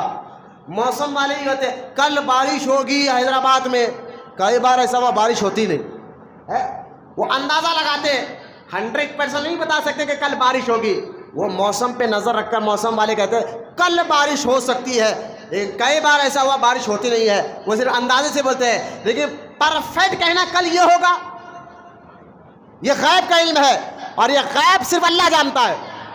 یہ غیب صرف، لیکن اللہ کے بتانے سے نبی بھی جانتے ہیں۔ تو وہ کہتے ہیں نہیں یہ شرک ہو جائے گا۔ میں نے کہا اگر شرک ہو جائے گا تو سورہ ال عمران کی یہ آیت کیا کہہ رہی ہے؟ سورہ ال عمران میں آپ کو ثبوت دے رہا ہوں پہلے کہ اللہ کے بتانے سے نبی بھی غیب جانتے ہیں. اس کا پہلا ثبوت کیا ہے؟ اور یہ شرک نہیں ہے. اس کا پہلا ثبوت کیا ہے؟ سورہ ال عمران کی آیت پاک. اللہ تعالیٰ نے عیسیٰ علیہ السلام کا ذکر فرمایا. عیسیٰ علیہ السلام فرماتے ہیں رسول بنی اسرائیل کی طرف یہ فرماتا ہوا، یعنی عیسیٰ علیہ السلام اپنے غلاموں کی طرف یہ فرماتے ہوئے گئے میں تمہارے پاس ایک نشانی لایا ہوں. عیسیٰ علیہ السلام کا ذکر اللہ قرآن میں کر رہا ہے. میں تمہارے پاس، لوگوں نے جب کہا نا عیسیٰ علیہ السلام کو آپ نبی ہے، اس کا ثبوت کیا ہے، دلیل کیا ہے؟ تو عیسیٰ علیہ السلام نے کہا کہ میں نبی ہوں، اللہ کا رسول ہوں، اس کے لیے میں تمہیں اندر نشانی لایا ہوں، ثبوت لایا ہوں. لوگوں نے کہا وہ نشانی ثبوت کیا ہے؟ کیا ثبوت آپ کے پاس نبی ہے؟ تو عیسیٰ علیہ السلام کا ذکر اللہ قرآن میں کر رہا ہے. عیسیٰ علیہ السلام کہتے ہیں وہ ثبوت یہ ہے کہ میں تمہارے سامنے، عیسیٰ علیہ السلام کہتے ہیں میں تمہارے سامنے مٹھی کا پرندہ بناتا ہوں اور اس پہ پھونک مارتا ہوں، وہ پرندہ بن جاتا ہے. بولو نا سبحان اللہ. مٹھی کا پرندہ بناتا ہوں اور اس پہ، یہ سورہ ال عمران کی آیت ہے 3 پارہ. مٹھی کا پرندہ بناتا ہوں اور اس پہ پھونک مارتا ہوں، وہ پرندہ ہوا میں اڑ جاتا ہے. مجھے بتائیے پرندہ بنانے والا کون؟ لیکن یہ صفت اللہ عیسیٰ علیہ السلام کو بھی دے رہا ہے. خالق تو اللہ ہے ساری کائنات کو بنانے والا، لیکن اللہ کی عطا سے نبیوں کو اللہ یہ پاور دیتا ہے، یہ طاقت دیتا ہے. عیسیٰ علیہ السلام اگر یہ غلط ہوتا تو پھر اللہ نے قرآن میں ذکر کیوں کیا؟ قرآن میں ذکر کیوں کیا؟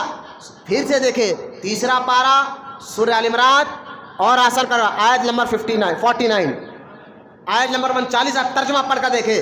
عیسیٰ علیہ السلام کہتے ہیں میں اللہ کا نبی، اس کی نشانی یہ ہے میں تمہارے آنکھوں کے سامنے مٹھی کا پرندہ بنا کر ہوا میں اڑاتا ہوں، پہلی نشانی. اور فرماتے ہیں میں تمہارے لوگوں میں جو مادر زاد ہدے ہیں ان کو ہاتھ لگا کر شفا دیتا ہوں. بولو سبحان اللہ. میں ترجمہ پڑھا ہوں، آیت پڑھتا وقت نہیں ہے، آیت پڑھ کر سناتا، میں نے حوالہ بتا دیا. عیسیٰ علیہ السلام کہتے ہیں میں مٹھی کا پرندہ بن کر ہوا میں اڑاتا ہوں اور تمہارے مادر ذات پیدائشی ہندوں کو ہاتھ لگا دو تو اللہ شفا دے دیتا ہے، کوڑ کے بیماری والوں کو ہاتھ لگا تو اللہ شفا دے دیتا ہے. پھر آگے دیکھیں عیسیٰ علیہ السلام کہتے ہیں، عیسیٰ علیہ السلام آگے کہتے ہیں اور اللہ قرآن میں ذکر کر فرماتا ہے اور تم جو کھانوں میں کھا کے آتے ہو اور تم گھر میں جو چھپا کر آتے ہو یہ غیب کی بات ہے، لیکن اللہ مجھے بتاتا میں تمہیں بتا دیتا ہوں. بولنا محبت سے سبحان اللہ. یہ پہلی آیت جس میں اللہ تعالیٰ نے علم غیب کے بارے میں واضح طور پر کہہ دیا کہ غیب کا علم تو اللہ جانتا ہے لیکن اللہ کے بتانے سے نبی بھی جانتے ہیں. میں نے کہا یہ شرک نہیں ہوتا کہ ہم کہتے ہیں اللہ غیب جانتا ہے اور غیب تو اللہ جانتا ہے. میں نے کہا نہیں، نبی بھی جانتے ہیں. شرک ہو گیا؟ بولے نہیں، کیونکہ نبی خود سے نہیں جانتے، اللہ کے بتانے سے جانتے ہیں. خود سے جانتا ہے تو اللہ جانتا ہے. اور بولے اس کا ثبوت کیا ہے؟ میں نے کہا ایک اور آیت پڑھ، سورہ ال عمران آیت نمبر 179 جس میں اللہ، اب یہاں دیکھیں اللہ نے خود کہہ دیا غیب کی خبر اللہ جانتا ہے لیکن اللہ اپنے چنے ہوئے نبیوں اور رسولوں کو غیب کی باتیں بتاتا ہے. یہ غیب کے بارے میں اللہ خود فرماتا ہے سورہ ال عمران آیت نمبر 179 اللہ فرماتا ہے اور اللہ کی شان دیکھ اللہ فرماتا ہے وَمَا كَانَ اللَّهُ لِيُطْلِعَكُمْ عَلَى الْغَيْبِ. اللہ قرآن میں فرماتا ہے اللہ کی شان یہ نہیں ہے کہ عام لوگوں کو غیب کی باتیں بتائے. اللہ کی یہ شان نہیں کہ عام لوگوں کو غیب کی باتیں بتائے.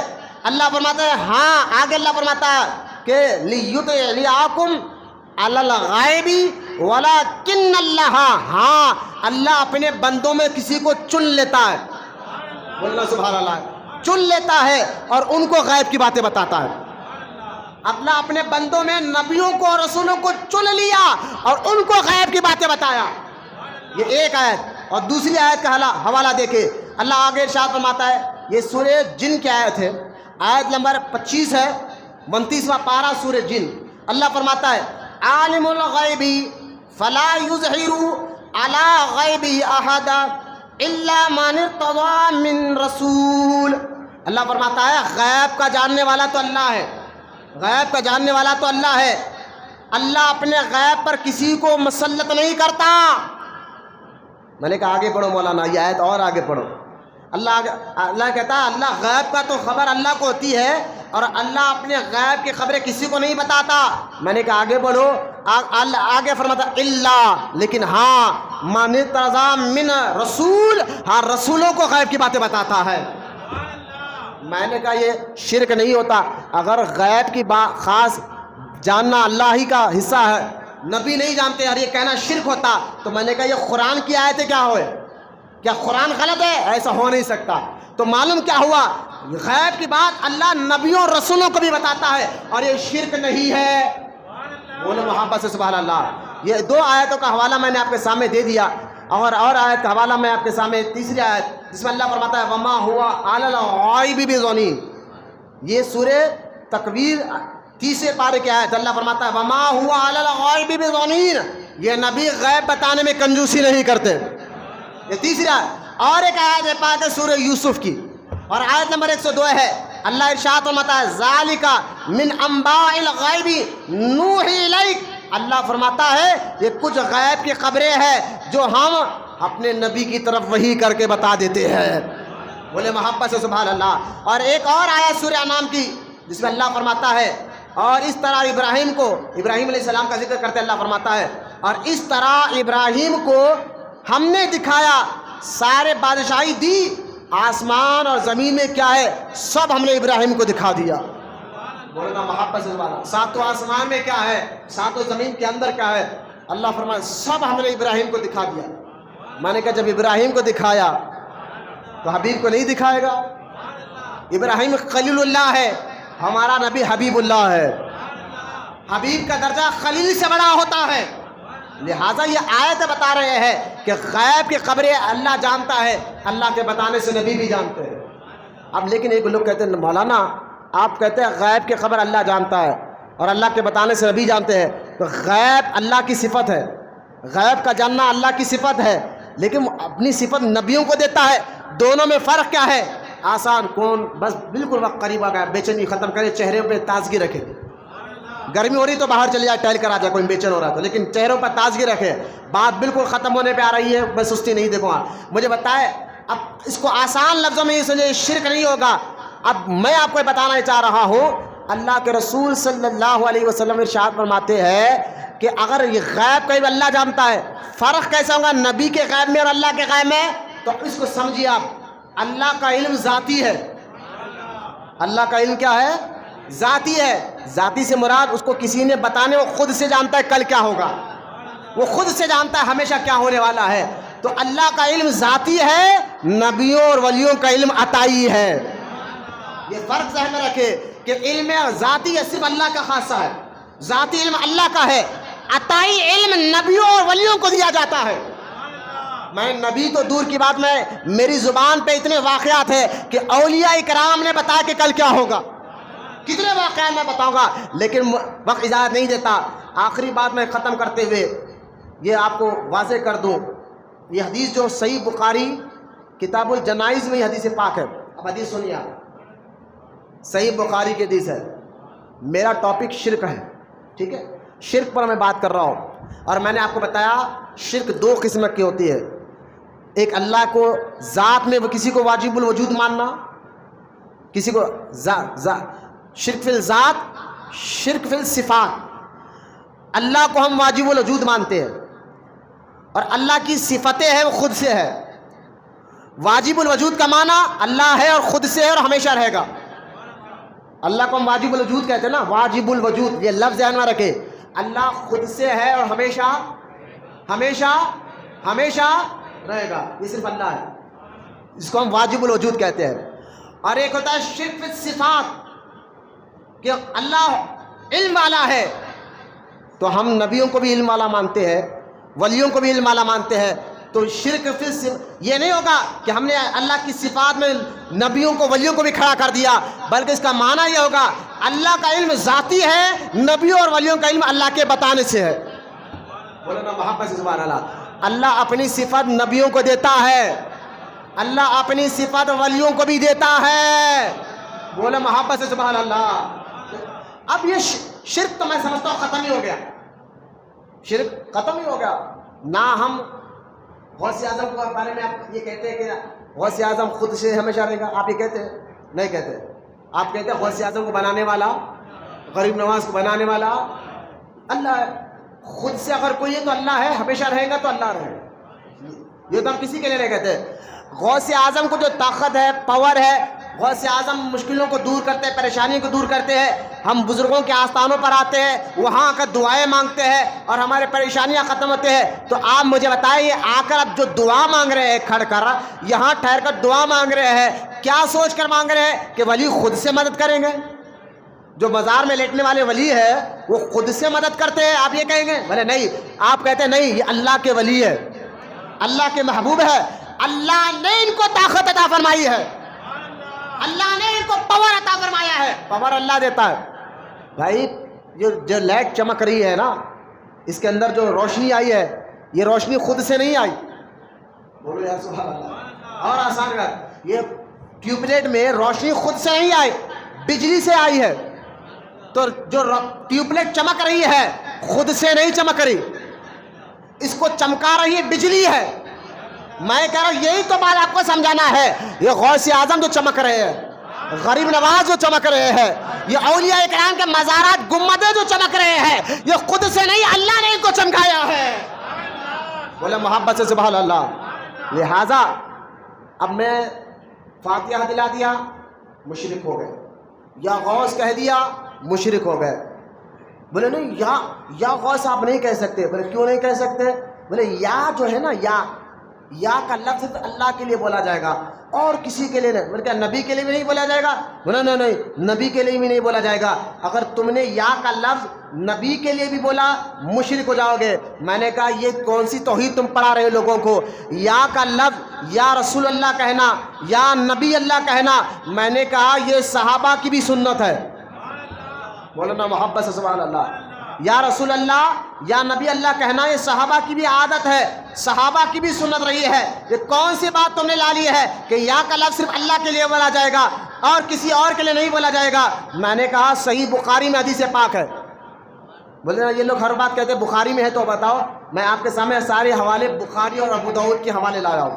میں پہلے ایک حوالہ دے رہا ہوں کہ یا نبی اللہ کہنا یہ صحابہ کی بھی سنت ہے.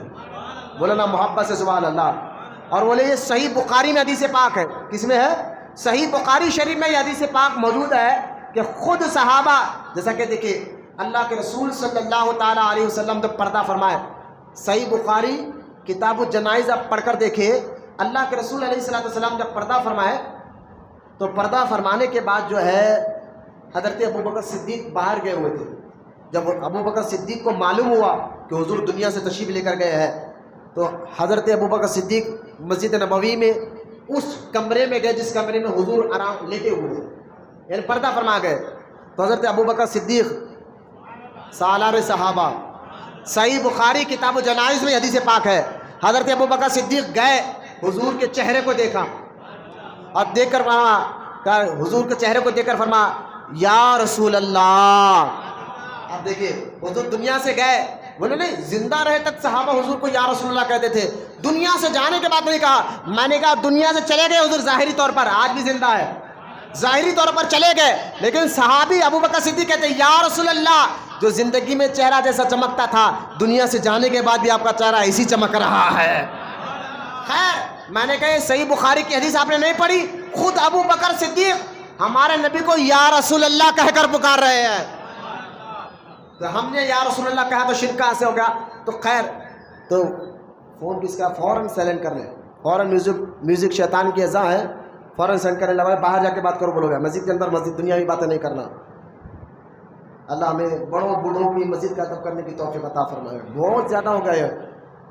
اللہ مسجدوں کا ادب، مسجدوں کی توہین سے ہماری حفاظت فرمائے کہ مسجد میں دنیاوی باتیں کرنا حرام ہے. اللہ میں سمجھنے کی توفیق عطا فرمائے. تو خیر اب میں آپ کو بتاتا ہوں کہ یہ کہتے یا رسول اللہ کہنا شرک. بات کری کہ ہمیں شرک کا فتویٰ لگائے تھے وہاں بھی کہ یا درگاہ گئے شرک، وہ کیا شرک. میں آپ کو ایک حدیث سنا رہا ہوں، یہ ایسی حدیث ہے سارے وہابیوں کے لیے کٹم بم ہے، اور آپ کے لیے انشاءاللہ آپ کا ایمان پہلے سے تو مضبوط ہے اور مضبوط ہو جائے گا انشاءاللہ. یہ حدیث جو ہے نا صحیح بخاری، جہاں پر امام بخاری نے شہداؤں کا ذکر کیا، شہید لوگوں کا، وہاں پر یہ حدیث پاک ہے. اب حدیث سنیے آپ، پورا حدیث سنیے آپ. انس بن مالک رضی اللہ تعالیٰ نے فرمایا سورج ڈھلا یعنی ظہر کا وقت ہوا، حضور صلی اللہ علیہ وسلم باہر تشریف لائے، اپنے حجرے سے باہر آئے اور ہمیں ظہر کی نماز پڑھائی اور سلام پھیرا ظہر کی نماز پڑھا کر سلام پھیرا، سلام پھیرنے کے بعد حضور ممبر پر کھڑے ہو گئے اور کھڑے ہو گئے. یہ صحیح بخاری کی حدیث ہے. میں نے کہا بخاری کی حدیث آپ کو سمجھ میں نہیں آئی، لوگوں کو بتاؤ. اب حدیث آگے سنیے آپ. انس بن مالک کہتے ہیں سرکار ظہر کی نماز پڑھائے، ظہر کی نماز پڑھا کر ممبر پر کھڑے ہو گئے. اس کے بعد کیا ہوا؟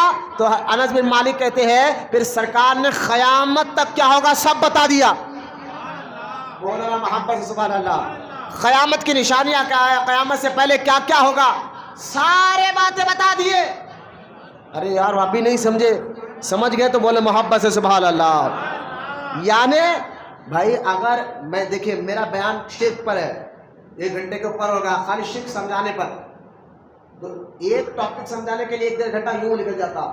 لیکن حضور نے ظہر سے 1-2 گھنٹے میں قیامت تک کیا ہوگا سب بتا دیا.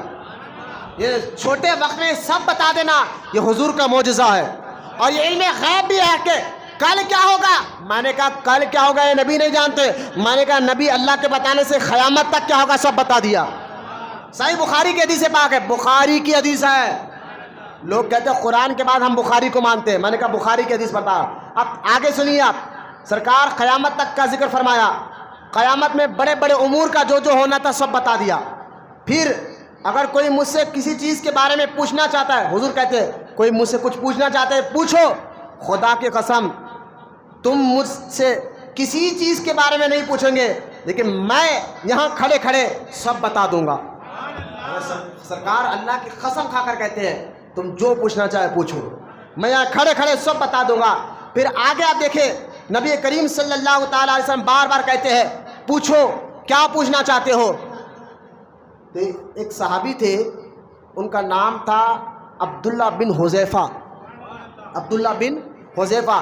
تو لوگ کہتے تھے اے عبداللہ تیرا باپ حذیفہ نہیں ہے، وہ تانا دیتے تھے لوگ. وہ صحابی کہتے میں اس وقت محفل میں بیٹھا ہوا تھا جب حضور کہہ رہے تھے نا بار بار کہ پوچھو جو پوچھنا ہے، پوچھو جو پوچھنا ہے، پوچھو جو پوچھنا ہے. تو سرکار حضرت عبداللہ بن حذیفہ کہتے ہیں مجھے موقع مل گیا، میں کھڑا ہوا. یا رسول اللہ لوگ میرے باپ کو تانا دیتے ہیں، کہتے کہ میں اپنے باپ کا بیٹا نہیں، آپ بتائیے میرے باپ کا نام کیا ہے. باپ کی خبر صرف ماں بتا سکتی ہے، لیکن اللہ کے بتانے سے بھی حضرت عبداللہ کو دیکھ کر حضور نے فرمایا عبداللہ تیرے باپ کا نام حذیفہ ہے. بولے محبت سے سبحان اللہ. یہ نا غیب کی خبر دیتے ہوئے سرکار نے فرمایا تیرے باپ کا نام حذیفہ ہے. لوگ تانا دیتے ہیں دینے دے، لیکن میں اللہ کا رسول کہہ رہا ہوں تیرا باپ کا نام حذیفہ ہے. بولے محبت سے سبحان اللہ. پھر آگے دیکھیں آگے بات ختم نہیں ہوئی، یہاں تک کہ بار بار حضور فرماتے رہے کہ پوچھو کیا پوچھنا ہے، پوچھو کیا پوچھنا ہے. تو صحابی ایک منافق کھڑا ہوا اور کھڑا ہو کر کہتا ہے حضور یہ بتائیے کہ میں دوزخ میں جاؤں گا یا جنت میں جاؤں گا. تھا وہ منافق. صحیح بخاری کی حدیث ہے، کتاب الاعتصام صحیح بخاری کی حدیث ہے. خود اللہ کے رسول صلی اللہ علیہ وسلم نے فرمایا، سرکار نے فرمایا کہ تو دوزخی ہے. جنت میں کون جائے گا یہ تو بعد میں معلوم ہوگا، دوزخ میں کون جائے گا، لیکن اللہ کے بتانے سے نبی سب جانتے ہیں. میں نے کہا بخاری کی حدیث اس منافق کو یہ کہنا کہ تو دوزخی ہے اور اس صحابی کو کہنا لوگ تانا دیتے اس کی پرواہ نہ کر تو اپنے باپ کا ہی بیٹا ہے، یہ کہنا. حضرت عمر کھڑے ہو کر رونے لگے اور گھٹنوں کے بل بیٹھ کر حضور کے ہاتھ کے سامنے ہاتھ جوڑ کر کہا کہ یا رسول اللہ ہم اللہ کے ایک ہونے پر اور آپ کے رسول ہونے پر، قرآن کے حق ہونے پر، دین کے حق ہونے پر راضی ہے، حضور اپنے جلال کو کم کرے. بولا محبت سے سبحان اللہ. اچھا یہ حضور جلال میں کیوں آئے تھے؟ اگر اللہ زندگی رکھا تو آنے والے جمعہ میں یہ حدیث کو آگے اس ایک حدیث میں میں 1 گھنٹہ تقریر کر سکتا ہوں اس ایک حدیث کی شرح میں. بولا نا سبحان اللہ. مجھے علم اللہ نے عطا فرمایا. بولا نا سبحان اللہ. خالی یہ ایک حدیث سمجھانے میں 1 گھنٹہ لے سکتا ہوں. یہ حدیث اتنی باتیں بتائے گئے ہیں لیکن وقت نہیں ہے. میں انشاءاللہ اللہ زندگی رکھا تو آنے والے جمعہ میں آپ کے سامنے رکھوں گا، لیکن میں شرک کے بارے میں حدیث بتا کر بات ختم کرتا ہوں. جو حدیث صحیح بخاری اور صحیح کتاب الجنائز میں یہ حدیث پاک موجود ہے، اس حدیث کو ذرا آپ غور سے سنیں. انشاءاللہ شرک کا معاملہ ہی ختم ہو جائے گا. وہ شرک کے بارے میں جو ہم پر فتویٰ لگائے جاتے ہیں وہ سارا مسئلہ ختم ہی ہو جائے گا. وہ حدیث کیا ہے آپ سن لیجئے، میں جو آپ کو سامنے رکھنے جا رہا ہوں. اللہ مجھے کہنے سے زیادہ عمل کی توفیق عطا فرمائے. صحیح بخاری کی حدیث پاک ہے. حضرت عتبہ بن عامر اب آپ کوئی بھی وہابی تم شرک کر رہے گھر میں عورتیں ڈر جاتے ہیں، آپ ڈر جاتے ہیں، اب یہ حدیث سن کے آپ کا ڈر ختم ہو جائے گا انشاءاللہ ولی ختم ہو جائے گا ڈر. وہ حدیث سن کر میں بات ختم کر رہا ہوں، ہم سنت کے لیے کھڑے ہو جائیں گے.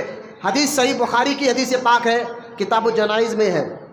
عتبہ بن عامر رضی اللہ تعالیٰ عنہ فرماتے ہیں ایک روز اللہ کے رسول صلی اللہ علیہ وسلم باہر نکلے اور احد کے میدان کی طرف گئے اور وہاں جا کر اپنے چاچا کی خبر پر نماز پڑھی اور نماز پڑھ کر ان سے ایسے باتیں کی جیسا ایک زندہ دوسرے زندے سے باتیں کرتا ہے. ایسے باتیں کی اور باتیں کر کر سرکار نے احد کے میدان میں، یہ خطبہ کب کا ہے؟ اس خطبے کے بعد حضور کا انتقال ہوا. حضور دنیا سے تشریف لے کر گئے ظاہری دنیا پر، آج بھی زندہ ہے. میں ادباً کہہ رہا ہوں، حضور دنیا سے، یعنی آخری خطبہ حضور نے دیا احد کے میدان میں. صحابی کہتے اس کے بعد حضور دنیا سے گئے. وہ آخری بات جملہ کیا تھا؟ حضور فرما رہے سرکار نے کہا ممبر بچھاؤ. ممبر بچھایا گیا. حضور ممبر پہ کھڑے اور فرمایا میں تمہارا پیش قیمہ ہوں، یعنی تمہارے سامنے میری زندگی ہے، پیش قیمہ ہو. اور خدا کی قسم، میرے آقا نے ساری زندگی کبھی جھوٹ کہا نہیں، نبی سے کوئی گناہ ہوتا بھی نہیں، وہ تو معصوم ہوتے ہیں. لیکن آپ قسم کب کھاتے ہیں؟ جب کوئی اپنی بات کو سچ کہنا ہو. میں کہتا ہوں اللہ کے بعد نبی سے زیادہ کون سچا ہو سکتا ہے. لیکن دیکھیں حضور کہتے ہیں خدا کی قسم، حضور خدا کی قسم کھا کر کہہ رہے ہیں. سمجھو نبی قسم کھا کر جو بات بتا رہے وہ بات کتنی سچی ہوگی. بولو نا سبحان اللہ. اب بات دیکھیں، خدا کی قسم سرکار فرماتے ہیں میں یہاں کھڑے کھڑے اپنے حوض کو دیکھ رہا ہوں. بولو نا سبحان اللہ. حوض کوثر ساتوں آسمان کے اوپر ہے جہاں پر قیامت کے دن لوگوں کو پانی پلایا جائے گا. سرکار پر میں یہاں زمین پہ کھڑے کھڑے دیکھ رہا ہوں. بولو نا سبحان اللہ. جو غیب نہیں جانتے، میں نے کہا جو تم دیکھتے ہو، سرکار نے خود فرمایا حدیث پاک میں، جو تم دیکھتے ہو، جو میں دیکھتا ہوں وہ تم نہیں دیکھ سکتے، اور جو میں سنتا ہوں وہ تم نہیں سن سکتے. تو سرکار فرماتے ہیں میں تمہارے سامنے خدا کی قسم کھا کر کہتا ہوں میں اپنے حوض کو دیکھ رہا ہوں اور مجھے اللہ نے زمین کے خزانوں کی چابیاں دی ہے.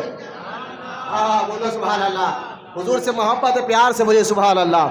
زمین کے خزانوں کی چابی اللہ نے رسول کو دے دی ہے. خود سرکار فرماتے ہیں اللہ نے زمین کے خزانوں کی چابیاں مجھے دی ہے. اور آگے دیکھیں، اب جو اہم جملہ ہے بات ختم کر رہا ہوں، چہروں پہ تازگی لا کر سنیے. صحیح بخاری کی حدیث ہے، آخری بات جو حدیث کا آخری جملہ پیش کر رہا ہوں. سرکار نے 3 جملے فرمائے. ایک، میں حوض کو دیکھ رہا ہوں. دوسرا کہ زمین کے خزانوں کی چابی اللہ نے مجھے دی ہے. تیسرا سرکار نے فرمایا جب ہر نبی دنیا سے جاتے ہیں نا تو لوگ کچھ دن کے بعد شرک کرنا شروع کر دیتے. اگر آپ پڑھیں نا ابراہیم علیہ السلام، موسیٰ علیہ السلام، عیسیٰ علیہ السلام، ان کے بارے میں، ہر نبی کے بارے میں پڑھے آپ کہ جب دنیا سے وہ چلے گئے پھر ان کے جانے کے بعد شرک ہو گیا، لوگ پھر شرک کرنا شروع کر دیے. اب سرکار بھی دنیا سے جا رہے ہیں. وہ جب جاتے تھے موسیٰ علیہ السلام گئے تو دوسرے نبی کو اللہ نے بھیجا، ان کے بعد اور ایک نبی کو بھیجا. لیکن ہمارے نبی کے بعد کوئی نبی آنے والا نہیں، قیامت تک کوئی نبی آنے والا نہیں. سرکار دنیا سے جا رہے ہیں. سرکار فرماتے ہیں سنو مجھے میری امت میں اس بات کا ڈر ہے ہی نہیں. سارے وہابیوں کے لیے بہت زبردست لاک ہے اور آپ کے لیے ایمان بچانے کا زبردست ذریعہ ہے یہ حدیث پاک. سرکار فرماتے ہر نبی کے جانے کے بعد شرک ہوا ہے، لیکن میں بھی جا رہا ہوں. میرے بعد تو کوئی نبی آئے گا نہیں، لیکن مجھے اس بات کا ڈر نہیں ہے. صحابہ نے پوچھا یا رسول اللہ کس بات کا ڈر ہے؟ فرمایا ہر نبی کے جانے کے بعد لوگوں نے شرک کیا، لیکن میرے جانے کے بعد میری امت شرک نہیں کرے گی. بولیے محبت سے سبحان اللہ. ارے بھائی محبت سے بولیے سبحان اللہ. پیچھے والے بھی بات سمجھے تو بولیے سبحان اللہ. سرکار نے خود فرمایا میری امت شرک، میری امت شرک. اب یہ کون وہابی ہے جو ہمیں بار بار شرک کا فتویٰ دے رہے ہیں؟ اب آپ بولے وہابی کی مانیں گے یا رسول اللہ کی مانیں گے؟ سرکار نے فرمایا مجھے اس بات کا ڈر ہی نہیں ہے کہ میری امت شرک کرے گی، بلکہ سرکار ہاں ایک بات کا ڈر میری امت کے لیے مجھے ہے. صحابہ بولے حضور وہ کیا؟ فرمایا دنیا کی محبت میں آ جائیں گے، دنیا کی محبت میں ضرور ڈوبا جائیں گے، لیکن شرک اب ڈرو مت شرک سے.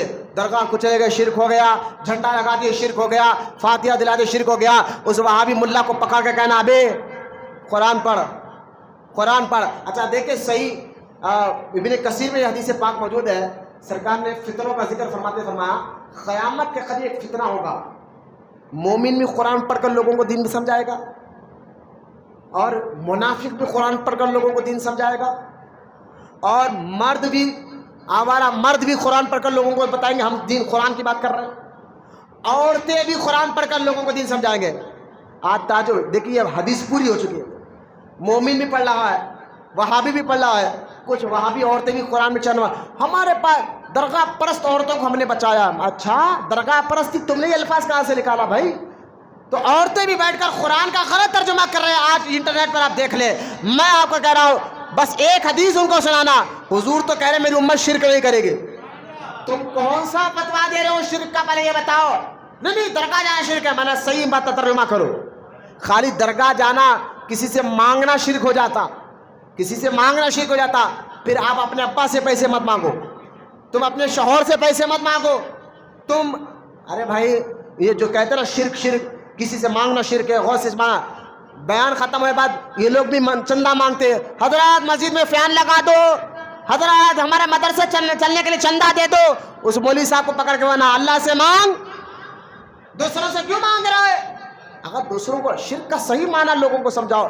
خیر میں نے شرک کے بارے میں یہ حدیث بھی سنائی، فتنے آئیں گے، عورت بھی قرآن پڑھ کر سنائیں گے، مرد بھی قرآن پڑھ کر سنائیں گے، لیکن سرکار فرماتے ہیں مومن جو قرآن پڑھ کر سنائے گا وہی حق ہوگا۔ انشاءاللہ حضور کی اس فرمائش پر میں بات ختم کر رہا ہوں۔ سرکار نے فرمایا تھا کہ قیامت کے دن کچھ لوگ میری امت کو شرک کا فتویٰ لگا کر قتل کریں گے۔ صحابہ نے پوچھا حضور دونوں میں صحیح کون ہوگا، مارنے والا یا مرنے والا؟ سرکار نے فرمایا نا نا نا، مرنے والا مومن رہے گا، مارنے والا خود مشرک رہے گا۔ تو لہذا شرک کا فتویٰ لگانا یہ تو بدبخت لوگوں کی پہچان ہے۔ میرے آقا نے فرمایا میری امت شرک، میری امت شرک، ختم بات۔ حضور نے کہہ دیا ہمارے سے شرک ہوگا ہی نہیں انشاءاللہ۔ یہ حضور کی فرمان پتر کے لکیر ہے۔ انشاءاللہ اللہ زندگی رکھا ہم دوسرا پارٹ آنے والے جمعہ میں آپ کے سامنے رکھیں گے۔